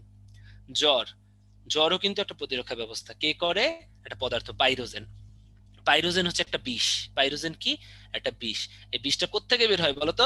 শ্বেত রক্তকণিকা থেকে বের হয়। যখন প্রদাহ হয় তখন ওখানে কি প্রচুর রক্ত আসে না শ্বেত রক্তকণিকা নিয়ে এসে? ফলে কি হয়? ওই জায়গাটায় ওরা জীবাণু মারার জন্য একটা বিষ নিঃসৃত করে। ওই বিষটার নাম হচ্ছে, শ্বেত রক্তকণিকা থেকে বের হয়, ওর নাম পাইরোজেন। ওই পাইরোজেনেই তোমার শরীরের তাপমাত্রা বাড়ায় দেয়। এটাকেই বলা হয় জ্বর। তাহলে জ্বর কি? একটা দ্বিতীয় প্রতিরক্ষা স্তর। মনে থাকবে? এভাবে মনে রাখো। ওকে, এখান থেকে মেইনলি আসে ফ্যাগোসাইটোসিস, দুইটার নাম। একটা হচ্ছে নিউট্রোফিল, একটা হচ্ছে ম্যাক্রোফেজ। ম্যাক্রোফেজ হচ্ছে পরিণত মনোসাইট। এটা ইউনিভার্সিটির জন্য ভেরি ইম্পর্টেন্ট, মনে থাকে যেন। আর কমপ্লিমেন্ট সিস্টেম কয় ধরনের? 20 ধরনের কমপ্লিমেন্ট সিস্টেম আছে। এই দুইটা দিয়ে লিখে দিলাম। ঠিক আছে? ভার্সিটিও লিখে দিই, হ্যাঁ। এই দুইটাই মেইনলি পরীক্ষায় আসে। এবারে দেখো ফ্যাগোসাইট। ফ্যাগোসাইট অলরেডি বলছি, আর বলবো না। এম আর এন, এম এ কি হবে? ম্যাক্রোফাইজ। ম্যাক্রোফেজ কি? অলরেডি আমি বলে দিছি। পরিণত মনোসাইটকে বলা হয় ম্যাক্রোফেজ, অলরেডি বলে দিলাম। পরিণত মনোসাইটকে কি বলবা? ম্যাক্রোফেজ বলবা। আর একটা কি আছে? এম, এন এ কি হবে? নিউট্রোফিল। এর বেশি পড়ার দরকার নাই। ফ্যাগোসাইটোসিস কি করে? ফ্যাগোসাইটোসিস প্রক্রিয়া কি? আলটিমেটলি অণুজীব ভক্ষণ। কোন জীবাণু সরাসরি ভক্ষণ। দেখছো একটা ব্যাকটেরিয়াকে, এই শ্বেত রক্তকণিকা, মনে করো এটা একটা ফ্যাগোসাইটোসিস করতেছে, নিয়ে খেয়ে আবার হাগুর মতো করে বের করে দিচ্ছে। এটা এখানে বলছে। এখান থেকে কিছুই আসবে না। তৃতীয় প্রতিরক্ষা স্তর, মাস্ট মাস্ট মাস্ট ইম্পর্টেন্ট। তৃতীয় প্রতিরক্ষা স্তর মাস্ট মাস্ট মাস্ট ইম্পর্টেন্ট। এটা না যাই না যারা যারা লিভ নিচ্ছ তারা তারা বোকার স্বর্গে বাস করতেছো। তৃতীয় প্রতিরক্ষা স্তরে আমি তোমাদের বলতেছি, এখানে যে জিনিসটা থাকবে, অবশ্যই অ্যান্টিবডি কাজ করবে। কি করবে? অ্যান্টিবডি কাজ করবে। এবং কি হবে? ব্যাপারটা স্পেসিফিক। ওকে, তৃতীয় প্রতিরক্ষা স্তর কি? স্পেসিফিক। ওকে, তো এই পর্যন্ত আমাদের প্রতিরক্ষার স্লাইড শেষ। এখন আমরা আরেকটা জিনিস পড়বো, অনাক্রম্যতা। এটা কিন্তু তৃতীয় প্রতিরক্ষা স্তরের স্লাইড না, ভুলে এখানে দিচ্ছে। ওকে, অনাক্রম্যতার নাম হচ্ছে ইমিউনিটি। অনাক্রম্যতার আরেকটা নাম কি? ইমিউনিটি। অনাক্রম্যতা দুই প্রকার, একটা সহজাত একটা অর্জিত। সহজাত প্রতিরক্ষা হচ্ছে গিয়া ফার্স্ট আর সেকেন্ড প্রতিরক্ষা ব্যবস্থা হচ্ছে সহজাত প্রতিরক্ষা ব্যবস্থা। আর অর্জিত প্রতিরক্ষা ব্যবস্থা কোনটা বলতো? স্পেসিফিকটা। তার মানে কোনটা? তৃতীয়টা। মনে থাকবে, এটা যেন আসে। তাহলে সহজাতের উদাহরণ কি? দেখো তো, প্রদাহ, কমপ্লিমেন্ট, ইন্টারফেরন, সহজাত মারণ কোষ, এরা কি ছিল? দ্বিতীয় প্রতিরক্ষা ব্যবস্থা। আর প্রতিবন্ধক কি বলতো? যা জীবাণু ঠিবাণু ভিতরে ঢুকতে প্রতিবন্ধকতা সৃষ্টি করে, যেমন ত্বক। ত্বক কি ছিল মনে আছে? প্রথম প্রতিরক্ষা ব্যবস্থা। তাহলে 1 আর 2 মিলা হচ্ছে সহজাত। প্রথম এবং দ্বিতীয় প্রতিরক্ষা ব্যবস্থা হচ্ছে গিয়া কি? সহজাত। আর অর্জিত বা স্পেসিফিক যেটা যেটা অ্যান্টিবডি লাগে, ওটা কি? ওই ইমিউনিটি হচ্ছে থার্ড প্রতিরক্ষা ব্যবস্থা। ক্লিয়ার? আশা করি ক্লিয়ার। এখন অর্জিত প্রতিরক্ষাটা আমরা একটু পড়বো, খুবই ইম্পর্টেন্ট। অর্জিত প্রতিরক্ষা ব্যবস্থায় কি লাগে ভাইয়া? অলরেডি তোমাদের বলছি, এখানে অ্যান্টিবডি লাগবেই। কি লাগবে? অ্যান্টিবডি লাগবেই। এবং কি অর্জিত প্রতিরক্ষাটা? স্পেসিফিক অ্যান্টিবডি লাগবে কোন স্পেসিফিক জীবাণুর জন্য। যেমন করোনা, করোনাকেই মারবে। টিটেনাস অ্যান্টিবডি টিটেনাস অ্যান্টিজেনকেই মারবে। কলেরা অ্যান্টিবডি কলেরা অ্যান্টিজেনকে মারবে। ঠিক আছে, এরকম। তো অ্যান্টিবডি এখানে লাগবেই, যেভাবেই হোক অ্যান্টিবডি লাগবে, সেটাই হচ্ছে অর্জিত প্রতিরক্ষা ব্যবস্থা। এখন আসো, অর্জিত প্রতিরক্ষা ব্যবস্থা দুই প্রকার, একটা হচ্ছে অক্রিয় প্রতিরক্ষা আর একটা সক্রিয়। অক্রিয় কি? যেখানে ডাইরেক্টলি অ্যান্টিবডি ঢুকায়া জীবাণু আমরা মারবো। কি করবা? ডাইরেক্টলি অ্যান্টিবডি ঢুকবে। কি করবে? ডিরেক্টলি অ্যান্টিবডি তুমি ঢুকাবা। যেমন কৃত্রিম অক্রিয় প্রতিরক্ষা, যেমন ইনজেকশনের মাধ্যমে যদি শরীরে অ্যান্টিবডি ঢুকায় দাও, তাহলে কি ভিতরে অ্যান্টিজেন মরবে না? যেমন মনে করো টিআইজি নামে একটা অ্যান্টিবডি আছে, মানে টিটেনাস ইমিউনোগ্লোবিউলিন। ঠিক আছে, কৃত্রিম অক্রিয় প্রকার টিআইজি। টিআইজি তে কি হয়? Tetanus immunoglobulin. ইমিউনোগ্লোবিউলিন মানে কি? এটা তোমাদের লাগবে না, মানে হচ্ছে অ্যান্টিবডি। তো কারো শরীরে যদি টিটেনাস হয়, আমরা টিআইজি দিয়ে দেই। টিআইজি দিলে কি হয়? ওই টিটেনাসকে দ্বারা একদম ডাইরেক্টলি মেরে ফেলে। তাহলে কি হইলো? ডাইরেক্টলি তুমি অ্যান্টিবডি শরীরে ঢুকাই দিতেছো। তাহলে ডাইরেক্টলি অ্যান্টিবডি যদি শরীরে ঢুকাও, তাহলে কি হবে? ওই জীবাণুটাকে মেরে ফেলবে। এটার নাম হচ্ছে অক্রিয় প্রতিরক্ষা, ডাইরেক্টলি ঢুকাচ্ছ। ঠিক আছে। এবং কৃত্রিম অক্রিয় কি? তুমি যদি মেডিসিন হিসেবে ঢুকাও, যেমন ইনজেকশনের মাধ্যমে ঢুকাও। আর প্রাকৃতিক অক্রিয় প্রতিরক্ষাও আছে, যেটা তুমি বাইরে থেকে করো না, এমনি ন্যাচারালি হয়। যেমন মায়ের পেটে যখন বাচ্চা থাকে, মায়ের ভিতরে ভালো ভালো অ্যান্টিবডি থাকে। ওই অ্যান্টিবডি গুলো মায়ের অমরা দিয়ে বাচ্চার শিশুতে চলে যায়। ঠিক আছে। তাহলে অমরা বা মায়ের শাল দুধ দিয়ে বাচ্চা কি মায়ের শাল দুধও খায়। তাহলে এই অ্যান্টিবডি কি হয়? এই অ্যান্টিবডি গুলো খুব ভালো। অ্যান্টিবডি গুলো কি ডাইরেক্টলি শিশুর শরীরে যায়। শিশুর শরীরে যে শিশুকে, অ্যান্টিবডি কি ভালো জিনিস, রোগ জীবাণু থেকে রক্ষা করে, শিশুকে রোগ জীবাণু থেকে রক্ষা করে। এটা হচ্ছে কি? অক্রিয় প্রতিরক্ষা। তার মানে ডাইরেক্টলি অ্যান্টিবডি ঢুকতেছে, ডাইরেক্টলি অ্যান্টিবডি ঢুকতেছে। ওকে। সক্রিয় প্রতিরক্ষা কি? ভেরি ভেরি ইম্পর্টেন্ট, এটা বুঝতে হবে। সক্রিয় প্রতিরক্ষা, তোমার জীব শরীরে যদি অ্যান্টিজেন, অ্যান্টিজেন মানে কি? ভাইরাস বা কোনো জীবাণু, তাই না? এগুলো যদি তোমার শরীরে প্রবেশ করে, সেটা ব্যাকটেরিয়াও হতে পারে, তাই আমি জীবাণু লিখলাম। তখন তোমার লিম্ফোসাইট উদ্দীপিত হবে। কি হবে? লিম্ফোসাইট উদ্দীপিত হবে। সেই লিম্ফোসাইট উদ্দীপিত হয়ে যদি অ্যান্টিবডি তৈরি করে, তার মানে কি? অ্যান্টিবডি কিন্তু তুমি ডাইরেক্ট দিচ্ছ না। ঠিক আছে, তোমার বডির লিম্ফোসাইটেই অ্যান্টিবডি তৈরি করতেছে। এটা হচ্ছে সক্রিয় প্রতিরক্ষা বা অ্যাক্টিভ ইমিউনিটি। মানে লিম্ফোসাইট অ্যাক্টিভ হয়ে, লিম্ফোসাইট অ্যাক্টিভেটেড হয়ে বা অ্যাক্টিভ হয়ে তোমার অ্যান্টিবডি তৈরি করতেছে, তাই এটা হচ্ছে অ্যাক্টিভ ইমিউনিটি বা সক্রিয় প্রতিরক্ষা। ঠিক আছে। তাহলে শরীরে যখন জীবাণু প্রবেশ করে বা অ্যান্টিজেন প্রবেশ করে, তখন তোমার শরীরের লিম্ফোসাইটের কাজেই অ্যান্টিবডি তৈরি করা। এটাও পরীক্ষায় আসে। তোমার শরীরের লিম্ফোসাইটেই যদি সক্রিয় হয়ে বা অ্যাক্টিভ হয়ে অ্যান্টিবডি তৈরি করে, এটা হচ্ছে সক্রিয় প্রতিরক্ষা ব্যবস্থা। ঠিক আছে। সক্রিয় প্রতিরক্ষা ব্যবস্থা দুই প্রকার। প্রাকৃতিক সক্রিয় প্রতিরক্ষা, যেমন যে কোনো অ্যান্টিজেন বা জীবাণু যদি শরীরে ঢুকে, যেমন যে কোনো হাসপাতাল বা ক্লিনিকে সংক্রমণ হইতে পারো না তুমি অন্য রোগী দ্বারা, বা নর্মালি যে কোনো সংক্রমণ। ঠিক আছে, কি হয়? শরীরে জীবাণু প্রবেশ করে, ফলে তোমার লিম্ফোসাইট উদ্দীপিত হয়ে অ্যান্টিবডি তৈরি করে। এটা হচ্ছে প্রাকৃতিক সক্রিয় প্রতিরক্ষা। আর কৃত্রিম সক্রিয় প্রতিরক্ষা কি? কৃত্রিম সক্রিয় কি? তুমি নিজে থেকে অ্যান্টিজেন ঢুকাই দিবা বা জীবাণু ঢুকাই দিবা। তো আমরা তো, মানুষরা তো এত খারাপ না যে বাজে অ্যান্টিজেন ঢুকাই দিব। আমরা কি করি? মানুষের শরীরে কি করি? মৃত জীবাণু ঢুকাই দেই। মানুষের শরীরে কি করি? মৃত জীবাণু ঢুকাই দেই। মৃত জীবাণু ঢুকাই দিলে কি হয়, শরীরের ওই লিম্ফোসাইট আবার উদ্দীপিত হয়। কি হয়, শরীরের লিম্ফোসাইট উদ্দীপিত হয়। শরীরের লিম্ফোসাইট উদ্দীপিত হয়ে কি হয়, অ্যান্টিবডি তৈরি হয়। ঠিক আছে। এখন কি হয় বলতো, ভবিষ্যতে যদি জীবিত জীবাণু ঢুকে এই অ্যান্টিবডি কি করে, ওই ইকে অ্যান্টিজেনটাকে বা নতুন যে জীবাণুটা ঢুকলো তাকে নষ্ট করে। তাহলে কৃত্রিম ভাবে কি মানুষ কি করে, মানুষের শরীরে মৃত জীবাণু ঢুকাই দেয় আমরা ডাক্তাররা, তাই না? ফলে কি হয়, লিম্ফোসাইট উদ্দীপিত হয়ে অ্যান্টিবডি তৈরি করে রাখে। এই অ্যান্টিবডিটাই কি করবে, ভবিষ্যতে যদি কোনো জীবিত জীবাণু ঢুকে ওটাকে মেরে ফেলবে। ঠিক আছে। এই প্রক্রিয়াটার নামেই ভ্যাকসিনেশন, এটার নামেই কি, ভ্যাকসিনেশন। তাহলে ভ্যাকসিন কি, এই তোমরা করোনা করোনা বলো, করোনার ভ্যাকসিন কবে আসবে, করোনার ভ্যাকসিন কবে আসবে, মইরা যাইতেছো, করোনার ভ্যাকসিন কবে আসবে? তো করোনার ভ্যাকসিনটা কি আসলে, ভ্যাকসিন কিছুই না, মৃত জীবাণু, যেটা তোমার শরীরে রোগ সৃষ্টি করতে পারবে না। তার মানে তোমার শরীরে মৃত করোনাটাই ঢুকাই দেওয়া হবে। ঠিক আছে। তোমার শরীরে কি করা হবে, মৃত করোনাই ঢুকাই দেওয়া হবে। ওটা তোমার শরীরে রোগ সৃষ্টি করতে পারবে না। কিন্তু শরীরে যখনই কোনো জীবাণু ঢুকবে, সে মৃত হোক জীবাণু হোক, তোমার লিম্ফোসাইট উদ্দীপিত হয়ে অ্যান্টিবডি তৈরি করবে। তাহলে এটা আমাদের জন্য সুবিধা না? অ্যান্টিবডি তৈরি হয়ে যদি সারা জীবন গায়ে থেকে যেতে পারে, তাহলে ফিউচারে তোমার শরীরে যদি কখনো জীবিত জীবাণু ঢুকে, এই অ্যান্টিবডিটা ওই জীবিত জীবাণুকে মেরে ফেলবে। ঠিক আছে। তাহলে এই কৃত্রিম ভাবে জীবাণু ঢুকাবো আমরা কিভাবে? সক্রিয় প্রতিরক্ষা কি, জীবাণু ঢুকানো।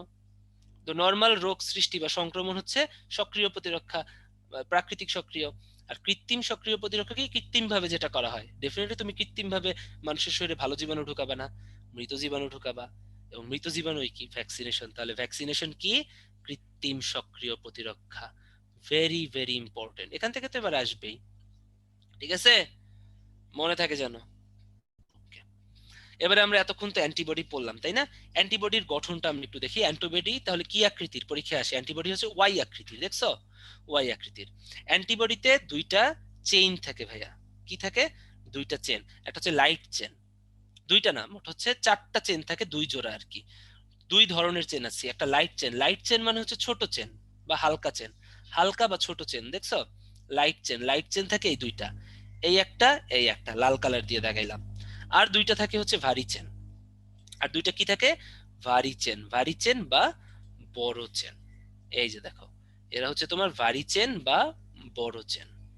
এই একটা, আর হচ্ছে এই একটা, ভারী চেন বা বড় চেন। তাহলে কি, মোট দুই জোড়া চেন থাকে, লাইট চেন দুইটা, হেভি চেন দুইটা, বা হচ্ছে ভারী চেন দুইটা, হেভি চেন দুইটা। এখন এই চেনগুলো দুই তিনটা ডাইসালফাইড বন্ড দ্বারা একটা একটার সাথে যুক্ত থাকে। এই চেনগুলো কি করে, তিনটা ডাইসালফাইড বন্ড দ্বারা একটা একটার সাথে যুক্ত থাকে। দেখো এই যে একটা ডাইসালফাইড বন্ড, এই যে একটা ডাইসালফাইড বন্ড, এই যে একটা ডাইসালফাইড বন্ড। তাহলে ডাইসালফাইড বন্ড কয়টা, তিনটা, পরীক্ষায় আসে। থ্রি ডাইসালফাইড বন্ডস থাকে এদের। ঠিক আছে। এবারে আসো একটা মজার জিনিস, এই অ্যান্টিবডির কাজ কি বলতো? অ্যান্টিবডির কাজ হচ্ছে অ্যান্টিজেনকে ধ্বংস করা। মনে করো এটা হচ্ছে অ্যান্টিজেন, এরা কি, অ্যান্টিজেন। ওকে, আমি ওয়াই আকৃতির অন্য জায়গায় দেখাই। এটা আবার,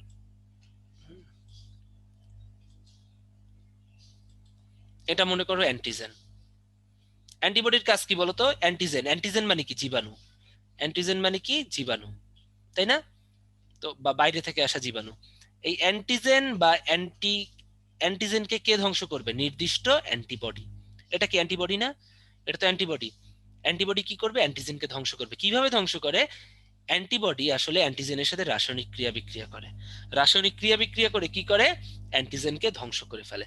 এখন অ্যান্টিবডির যে অংশটা অ্যান্টিজেনের সাথে লাগে বা অ্যান্টিজেনকে ধ্বংস করে, ওই অংশটার নাম হচ্ছে প্যারাটপ। ঠিক আছে, কি, প্যারাটপ। তাহলে অ্যান্টিবডির যে অংশ অ্যান্টিজেনকে ধ্বংস করে বা অ্যান্টিজেনের সাথে যুক্ত হয়, ওই অংশের নাম কি, প্যারাটপ। আর অ্যান্টিজেনটার যে অংশ যুক্ত হয় এটাকে বলা হয় এপিটপ। এপিটপ তোমাদের লাগবে না, জাস্ট বলার কাজ বললাম। প্যারাটপ তাহলে কোথায় থাকে, অ্যান্টিবডিতে থাকবে। এবং অ্যান্টিবডির যে অংশ কি করবে, তোমার অ্যান্টিজেনকে ধ্বংস করবে, তাই না, লেগে অ্যান্টিজেনকে ধ্বংস করে, এটার নাম কি, প্যারাটপ। বারবার ভার্সিটিতে আসে। ওকে, তাহলে এই স্লাইডটা এখন দেখো খুব ইজি হয়ে যাবে, খুব ইজি হয়ে যাবে। ভারী আর হালকা শৃঙ্খল কত, দুই জোড়া। দুই জোড়া হচ্ছে ভারী, এক জোড়া ভারী আর এক জোড়া হালকা, তাহলে মোট কত, দুই জোড়া পড়াইছি। ডাইসালফাইড বন্ড তিনটা, দেখতে ওয়াই আকৃতির। দেখো অ্যান্টিজেন ধরার অংশটির নাম হচ্ছে প্যারাটপ। এখান থেকে এর বেশি আর কি পড়বা, আর কোনো কিচ্ছু দরকার নেই। অ্যান্টিবডির আরেকটা নাম হচ্ছে ইমিউনোগ্লোবিউলিন। কি বলবো?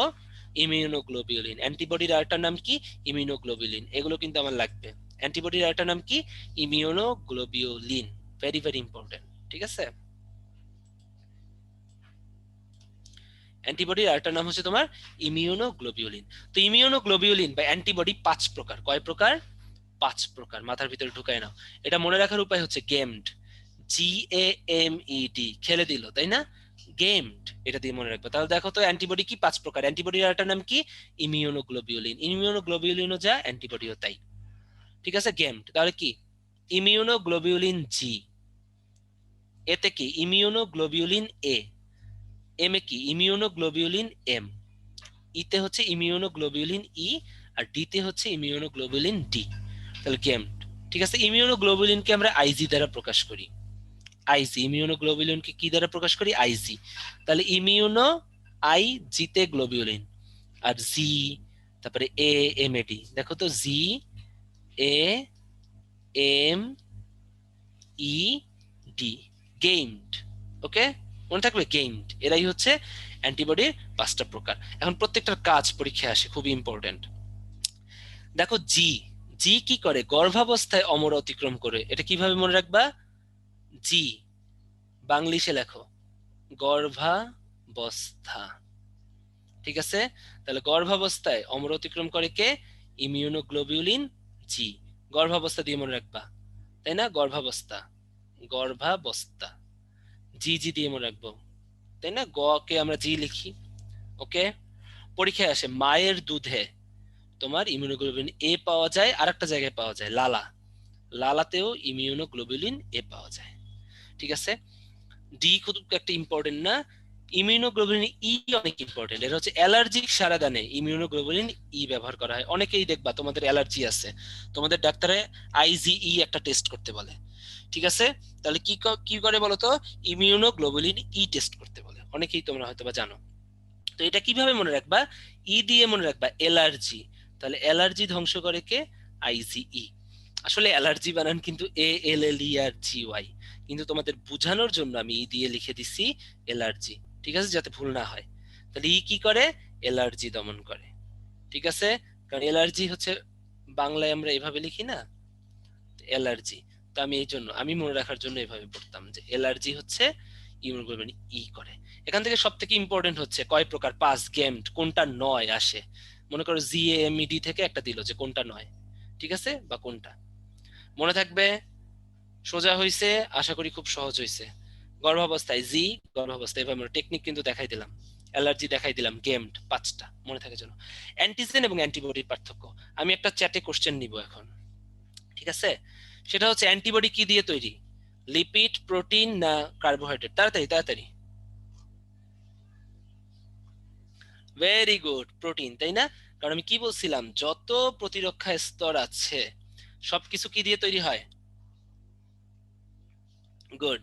তোমরা তো অনেক ভালো মানুষ, খুব ভালো বুঝতেছো, thanks a lot. Okay, protein দিয়ে তৈরি হয়। ঠিক আছে? তাহলে আমরা অ্যান্টিবডি আর অ্যান্টিজেনের পার্থক্যটা পড়ে ফেলি। হ্যাঁ, অ্যান্টিবডি কি দেখো তো? অ্যান্টিবডি কি? গুড। এরা কি করে? জীবাণু ধ্বংস করে। আর অ্যান্টিজেন আমি কি বললাম? অ্যান্টিজেন মূলত জীবাণু, এরা খারাপ জিনিস। তাহলে অ্যান্টিজেন হচ্ছে ধ্বংসাত্মক। ঠিক আছে? ব্যাড। জীবাণু কি কখনো ভালো হয়? ধ্বংসাত্মক। আর অ্যান্টিবডি কি? গুড। এরা ধ্বংস মানে জীবাণুকে ধ্বংস করে, এরা ভালো। তার মানে কি? তোমার বডিকে রক্ষণ করবে, রক্ষণাত্মক। গুড না? এবারে দেখো তো অ্যান্টিবডি কি দিয়ে তৈরি? প্রোটিন। তাহলে সকল প্রতিরক্ষা জিনিস প্রোটিন দিয়ে তৈরি। আর বাদ বাকি যা আছে ওরা যা খুশি দিয়ে তৈরি হোক, সেটা আমার ব্যাপার না। তাহলে অ্যান্টিবডিটা প্রোটিন, এটা জানলেই হবে। আর অ্যান্টিজেন কি? দেখো, অ্যান্টিজেন প্রোটিন হতে পারে, কার্বোহাইড্রেট, পলিস্যাকারাইড হতে পারে, যা খুশি তাই হতে পারে। ওকে? এবার অবস্থানটা লাগবে ভাইয়া। অ্যান্টিজেনের অবস্থান সাধারণত কোষ ঝিল্লিতে, মানে কোষ ঝিল্লিতে থাকে, মানে হচ্ছে লোহিত রক্তকণিকার উপরিতলে সাধারণত অ্যান্টিজেন থাকে। ওকে? আর অ্যান্টিবডিটা থাকে প্লাজমাতে, মানে হচ্ছে রক্তরসে। এই অ্যান্টিবডি কি? একটা কেমিক্যাল পদার্থ না? অ্যান্টিবডি কি? একটা কেমিক্যাল, না? তাহলে এরা কি? লিকুইড একটা। ইন্টারফেরন, অ্যান্টিবডি, এগুলো কি বলছিলাম? এক ধরনের রাসায়নিক পদার্থ। রাসায়নিক পদার্থগুলো কি? সাধারণত তরলেই হবে। তাহলে অ্যান্টিবডি কোথায় থাকবে? রক্তের প্লাজমায়, মানে লিকুইড পোর্শনে, তরল পোর্শনে বা প্লাজমায়। ভেরি ভেরি ইম্পর্টেন্ট, এখান থেকে আসে। আর অ্যান্টিজেনটা কোথায় থাকবে? সবসময় কোষ ঝিল্লিতে থাকবে। কোথায় থাকবে অ্যান্টিজেন? কোষ ঝিল্লিতে অ্যান্টিজেন থাকবে, তাই না? যে কোষকে আক্রমণ করবে ওটার কোষ ঝিল্লিতে, যেমন জীবাণু আক্রমণ করে সাধারণত লোহিত রক্তকণিকার উপরিতলে কোষ ঝিল্লিতে থাকে। এমনকি যে এ বি অ্যান্টিজেন এরাও কিন্তু তোমার লোহিত রক্তকণিকার কোষ ঝিল্লির উপরিতলে থাকে বা কোষ ঝিল্লিতে থাকে। মনে থাকবে এই কয়টা, আর বাদ বাকি যেগুলো আছে ওগুলো দেখলেই বুঝবা। এই কয়টা জাস্ট তোমাদের সমস্যা। ঠিক আছে, অ্যান্টিজেন কি বললাম? জীবাণু। তাহলে এদেরকে প্যাথোজেন বলা হয়। অ্যান্টিজেনের একটা নাম প্যাথোজেন। প্যাথোজেন মানে কি? যারা প্যাথোলজি সৃষ্টি করে। প্যাথোলজি মানে কি? রোগ তত্ত্ব। তাহলে অ্যান্টিজেন কি? রোগ সৃষ্টি করে না, জীবাণু ঢুকে, তাই এটাকে বলা হয় প্যাথোজেন। মনে থাকে যেন। আর অ্যান্টিবডি কি করবে? বহিরাগত যে অ্যান্টিজেন ওটাকে ধ্বংস করবে। যাই হোক, অ্যান্টিবডি কি করে? তোমার জীবাণু ধ্বংস করে। ভালো, এটা এভাবে মনে রাখবা। Very very important. বিশেষ করে যারা লুকায় লুকায় মেডিকেল চান্স পাইতে চাও তাদের জন্য তো খুব ইম্পর্টেন্ট, আর ভার্সিটির জন্য ভালো ইম্পর্টেন্ট। ঠিক আছে, মনে থাকে যেন। এবার হচ্ছে আমরা ভ্যাকসিনের প্রকারভেদ পড়বো। খুবই মজার একটা জিনিস, ভ্যাকসিনের প্রকারভেদ খুব পড়বো। আমি বলতো ভ্যাকসিন মানে কি, আমাকে একটু বলো তো। ভ্যাকসিন কি? সক্রিয় প্রতিরক্ষা না অক্রিয় প্রতিরক্ষা? তাড়াতাড়ি তাড়াতাড়ি, এটা আসবে। ওকে, ফাহিম মুনতাসির, ওকে। সক্রিয়, রাহুল ফারজানা, তাই না? সক্রিয় না? ভেরি গুড, বুঝতে পারছো, মৃত কোষ ঢুকাই দেওয়া, তাই না? তার মানে সক্রিয়, বুঝতে পারছো? তার মানে এটা ঢুকলে লিম্ফোসাইট অ্যান্টিবডি তৈরি করবে, এটাও পরীক্ষায় আসে। আর আসে কি? ভ্যাকসিনের প্রকারভেদটা। এটা আজকে তোমাদের খুব ইজি হয়ে যাবে, ভ্যাকসিনের প্রকারভেদটা আজকে দেখবা খুব ইজি হয়ে যাবে। আর ভুল করবা না এই জন্মে। আমি কি বলছিলাম? ভ্যাকসিনকে এমন ভাবে শরীরে প্রবেশ করাইতে হবে যাতে এরা রোগ সৃষ্টি না করে। যেমন মৃত ভ্যাকসিন যদি তুমি শরীরে প্রবেশ করাও, ওরা কি রোগ সৃষ্টি করতে পারবে না, কিন্তু শরীরের জন্য ভবিষ্যতের জন্য অ্যান্টিবডি তৈরি হবে। আবার ভ্যাকসিন কি করে? রোগ সৃষ্টি করে। ওর শক্তি হ্রাস করেও কিন্তু, তাই না? জীবাণুর শক্তি হ্রাস করেও কিন্তু তুমি শরীরের ভিতর ঢুকাই দিতে পারো। তাহলে কি? জীবাণুর শক্তি হ্রাস হয়ে গেছে, ওরা রোগ সৃষ্টি করবে না, বাট ও ঢুকতেছে তাই অ্যান্টিবডি তৈরি হয়ে থাকবে। ভবিষ্যতে যাতে শক্তিশালী ভ্যাকসিন ঢুকলে, শক্তিশালী জীবাণু ঢুকলে ওকে মারতে পারে অ্যান্টিবডিটা। টক্সয়েড বা বিষ ভিত্তিক, তাই না? মনে করো হালকা বিষ শরীরে ঢুকাই দেওয়া হলো, যেটা তোমার শরীরে রোগ সৃষ্টি করবে না, খুব অল্প। এটা হচ্ছে টক্সয়েড বা বিষ ভিত্তিক ভ্যাকসিন। সাব ইউনিট বা উপেক্ষক, কোন ভ্যাকসিন নাম কি, জীবাণুকে যদি ছোট ছোট ছোট ছোট করে কেটে ঢুকাই দেওয়া হয়, ওই ছোট কাটা অংশটা তোমার শরীরে কিন্তু রোগ সৃষ্টি করতে পারবে না। তাহলে ভ্যাকসিন কি? ভ্যাকসিন মানে হচ্ছে এমন একটা জীবাণু যেটা তোমার শরীরে রোগ সৃষ্টি করতে পারবে না কিন্তু অ্যান্টিবডি তৈরি করতে পারবে। এটা বিভিন্ন ভাবে ঢুকাই দেওয়া হয় যাতে রোগ সৃষ্টি করতে না পারে। যেমন মৃত করে ওরে মাইরা ঢুকাই দেওয়া হলো শরীরের ভিতরে। কোন কোন জীবাণুকে মাইরা ঢুকাই দেওয়া হয় ওগুলো একটু মনে রাখা লাগবে। এটা মনে রাখার কবিতা হচ্ছে, পলির কোলে হ্যাপি ইনজেকশন রাখে। হ্যাপি কি করবে? ইনজেকশন রাখবে। পলিতে কি? মিলাই নিবা, পোলিও। কোলেতে কি? কলেরা। হ্যাপিতে কি? Hepatitis A. ইনজেকশনে কি বলো? ইনফ্লুয়েঞ্জা। রাখেতে কি? র্যাবিজ ভ্যাকসিন। ঠিক আছে, এগুলো কি? এগুলোর অ্যান্টিবডি তৈরি করার জন্য কি করব আমরা? এগুলোর ভ্যাকসিন কি, এগুলো কিভাবে ভ্যাকসিন তৈরি করবো? এগুলো একদম মাইরা শরীরের ভিতর ঢুকাই দেওয়া হয়। ঠিক আছে, তাহলে অ্যান্টিবডি তৈরি হয়। এন্ড শক্তি হ্রাস করেও ঢুকাই দেওয়া হয় যাতে ওই জীবাণুটা রোগ সৃষ্টি করতে না পারে কিন্তু অ্যান্টিবডি তৈরি করবে ভবিষ্যতের রক্ষার জন্য, প্রতিরক্ষার জন্য। তো শক্তি হ্রাস করে কোন কোন জীবাণু শরীরে ঢুকানো হয়? মিজলস, মামস, পানি বসন্ত, রুবেলা, টাইফয়েড। এটা মনে রাখার উপায় হচ্ছে, মামি পানি দিয়ে রুটি খায়। মামি কি করবে? পানি দিয়ে রুটি খাবে। মাতে কি? মামস, মিতে মিজেলস। মাতে কি? মামস, মিতে মিজেলস। পানিতে কি? পানি বসন্ত। ওকে। রুতে রুবেলা।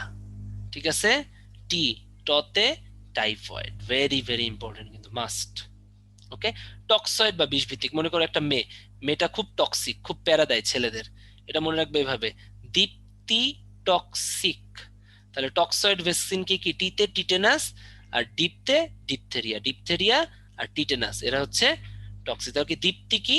টক্সিস। দীপ্তে ডিপথেরিয়া, টিতে কি? টিটেনাস। টিটেনাস কি? Toxoid vaccine. Okay. Sub unit বা উপ একক, এটা মনে রাখার উপায় হচ্ছে বি হ্যাপি। কি মনে রাখবা? B happy. খুবই ইজি এটা। Hepatitis B vaccine. হ্যাপিতে কি হবে? এইচ এ হিউম্যান, পিতে human papilloma vaccine. Very very important varsity মেডিকেলের জন্য। ঠিক আছে, খুবই আসে, মন থাকে যেন।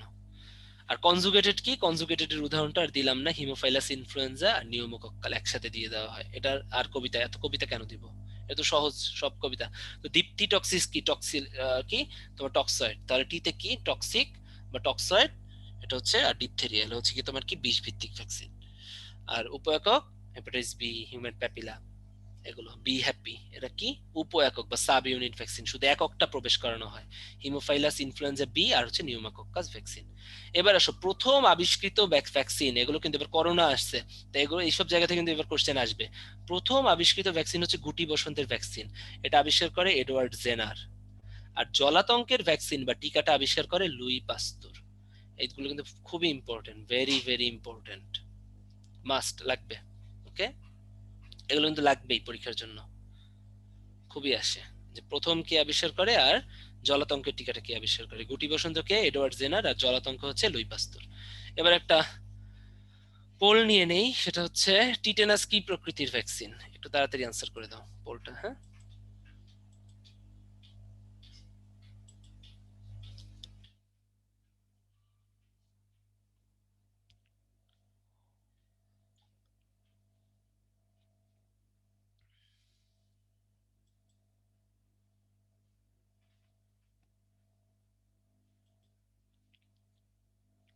দেখো দীপ্তি টক্সিক, তাই না, বলছিলাম হচ্ছে দীপ্তি টক্সিক, দীপ্তি টক্সিক, তাই না, তাহলে কি টক্সয়েড। তো 84%, এতগুলো স্টুডেন্টের ভিতরে 84% সঠিক উত্তর দিয়েছো, it's not a matter of joke, খুব ভালো।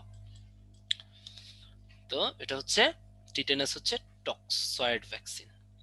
তো এভাবে কিন্তু পড়তে হবে, এভাবে মনে রাখতে হবে। আসো এবারে আমরা একটু 2 মিনিট একটু গল্প করব। পিতৃত্ব রক্ষার একটা বলছিলাম যে আমি একটা গল্প বলবো, ঠিক আছে, গল্পটা হ্যাঁ একটু আসি। দেখো পিতৃত্ব নির্ধারণে জিনোম সিকোয়েন্স ব্যবহার করা হয়, এখন হাতে সময় আছে, এখনো স্লাইড বাকি আছে, সো আমি একটু গল্প করতে পারি মনোটনিটা কাটানোর জন্য। তো ব্যাপারটা কি, ব্যাপারটা হচ্ছে ব্যাপারটা হচ্ছে তোমার পিতৃত্ব নির্ধারণে অ্যাকচুয়ালি আমরা কি করি, এটা একটা গল্প বলি। সেটা হচ্ছে আমি তখন হচ্ছে একটা মেডিকেল কলেজে আউটডোরে ডিউটি করি। তো ওখানে হচ্ছে একটা মেয়ে,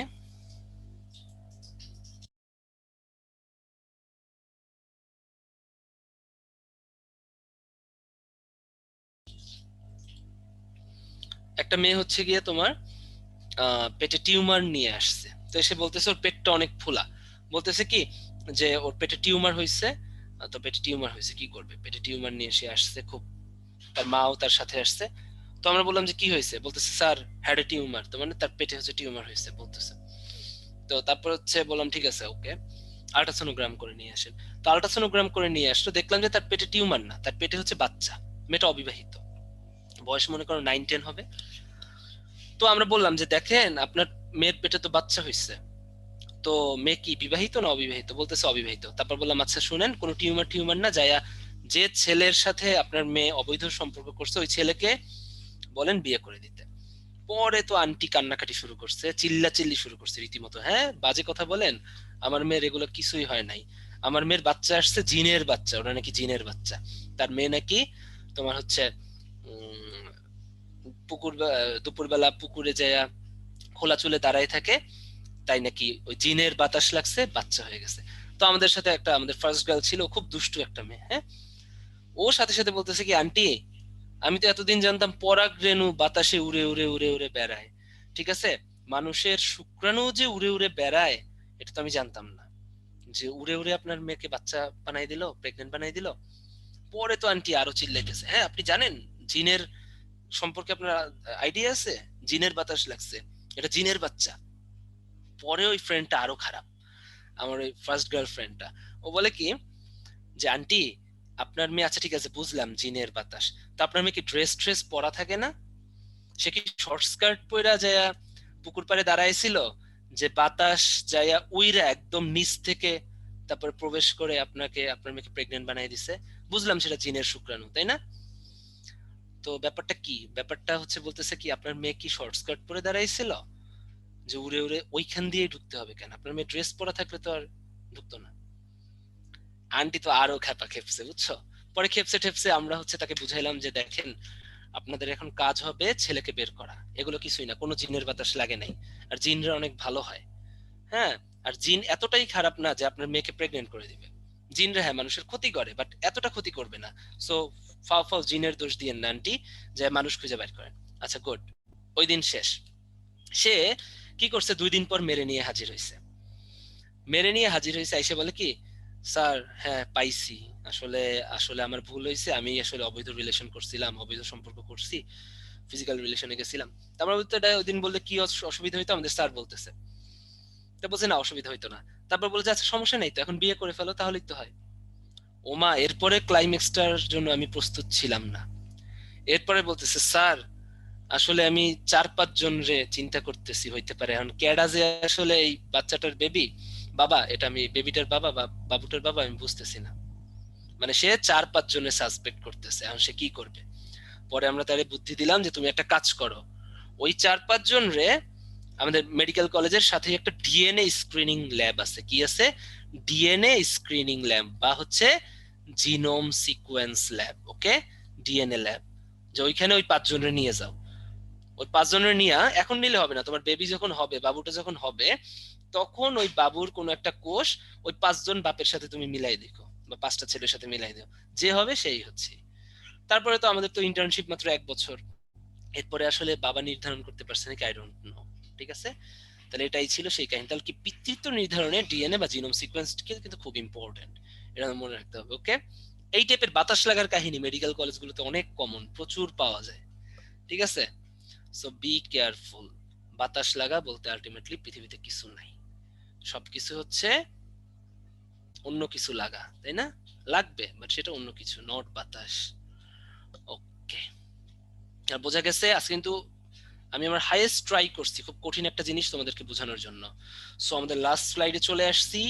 আই থিংক ভালো থাকবা তোমরা ভাইয়া, আর কি বলবো।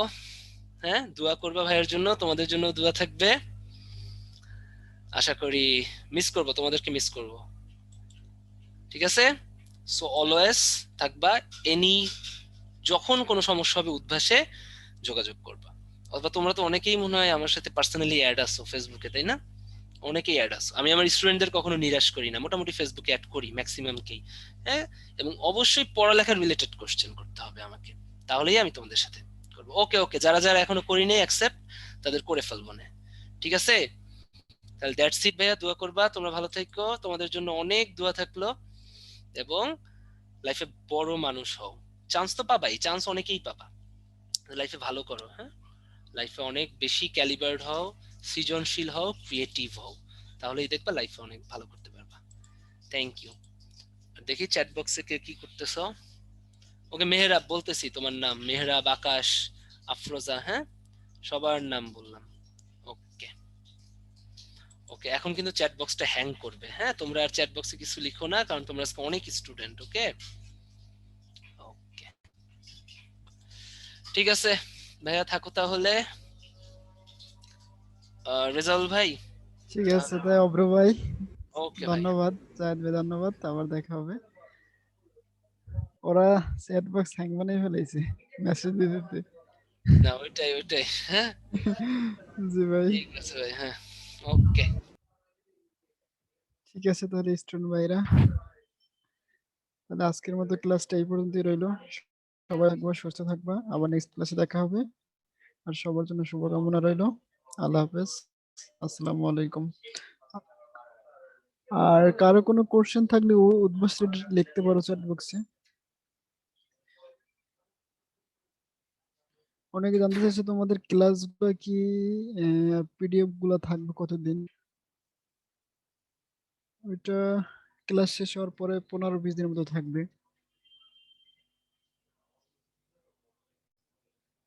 আর তোমাদের এই প্রোগ্রামটা শেষ হলে মডেল টেস্ট প্রোগ্রাম শুরু হবে। গভর্নমেন্ট যদি স্কুল কলেজ খুলে দেয় বা অনুমতি দেয় ফিজিক্যালি নেওয়ার, তাহলে তোমাদের অবশ্যই মডেল টেস্ট গুলো ব্রাঞ্চে হবে।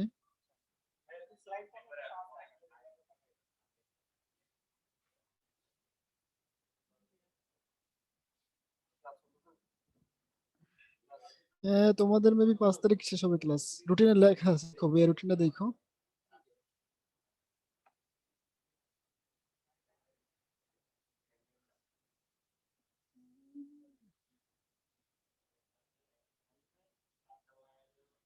আগে এই প্রোগ্রামটা শেষ করো, তারপর বিস্তারিত সব জানতে পারবে, হ্যাঁ? অব্র ভাইয়ের ফুল নেম হচ্ছে অব্রজ্যোতি মনে হয়, এরকম। হ্যাঁ, অনলাইনে এক্সাম দিতে পারবা, অফলাইনে দিতে পারবা, দুইটা অপশন থাকবে, যদি গভর্নমেন্ট খুলে দেয় সবকিছু। বইয়ের ব্যাপারে বলতেছো না, গাইসিটি এটা ব্রাঞ্চে যোগাযোগ করবে, বইয়ের বিষয়টা আমার জানা নেই। হ্যাঁ, অব্রজ্যোতি।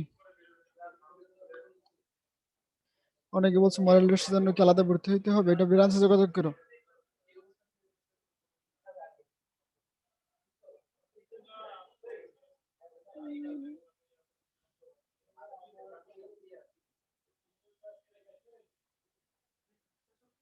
ওই এক্সামের আগ পর্যন্ত থাকতে পারে, এরকমই।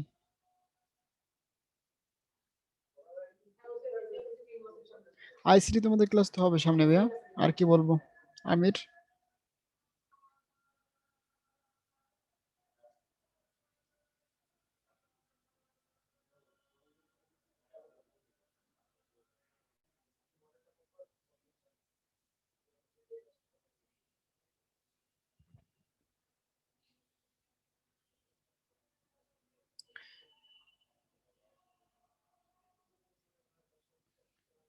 রায়হান, তোমার ক্লাসগুলো থাকবে ভর্তি পরীক্ষার আগ পর্যন্তই।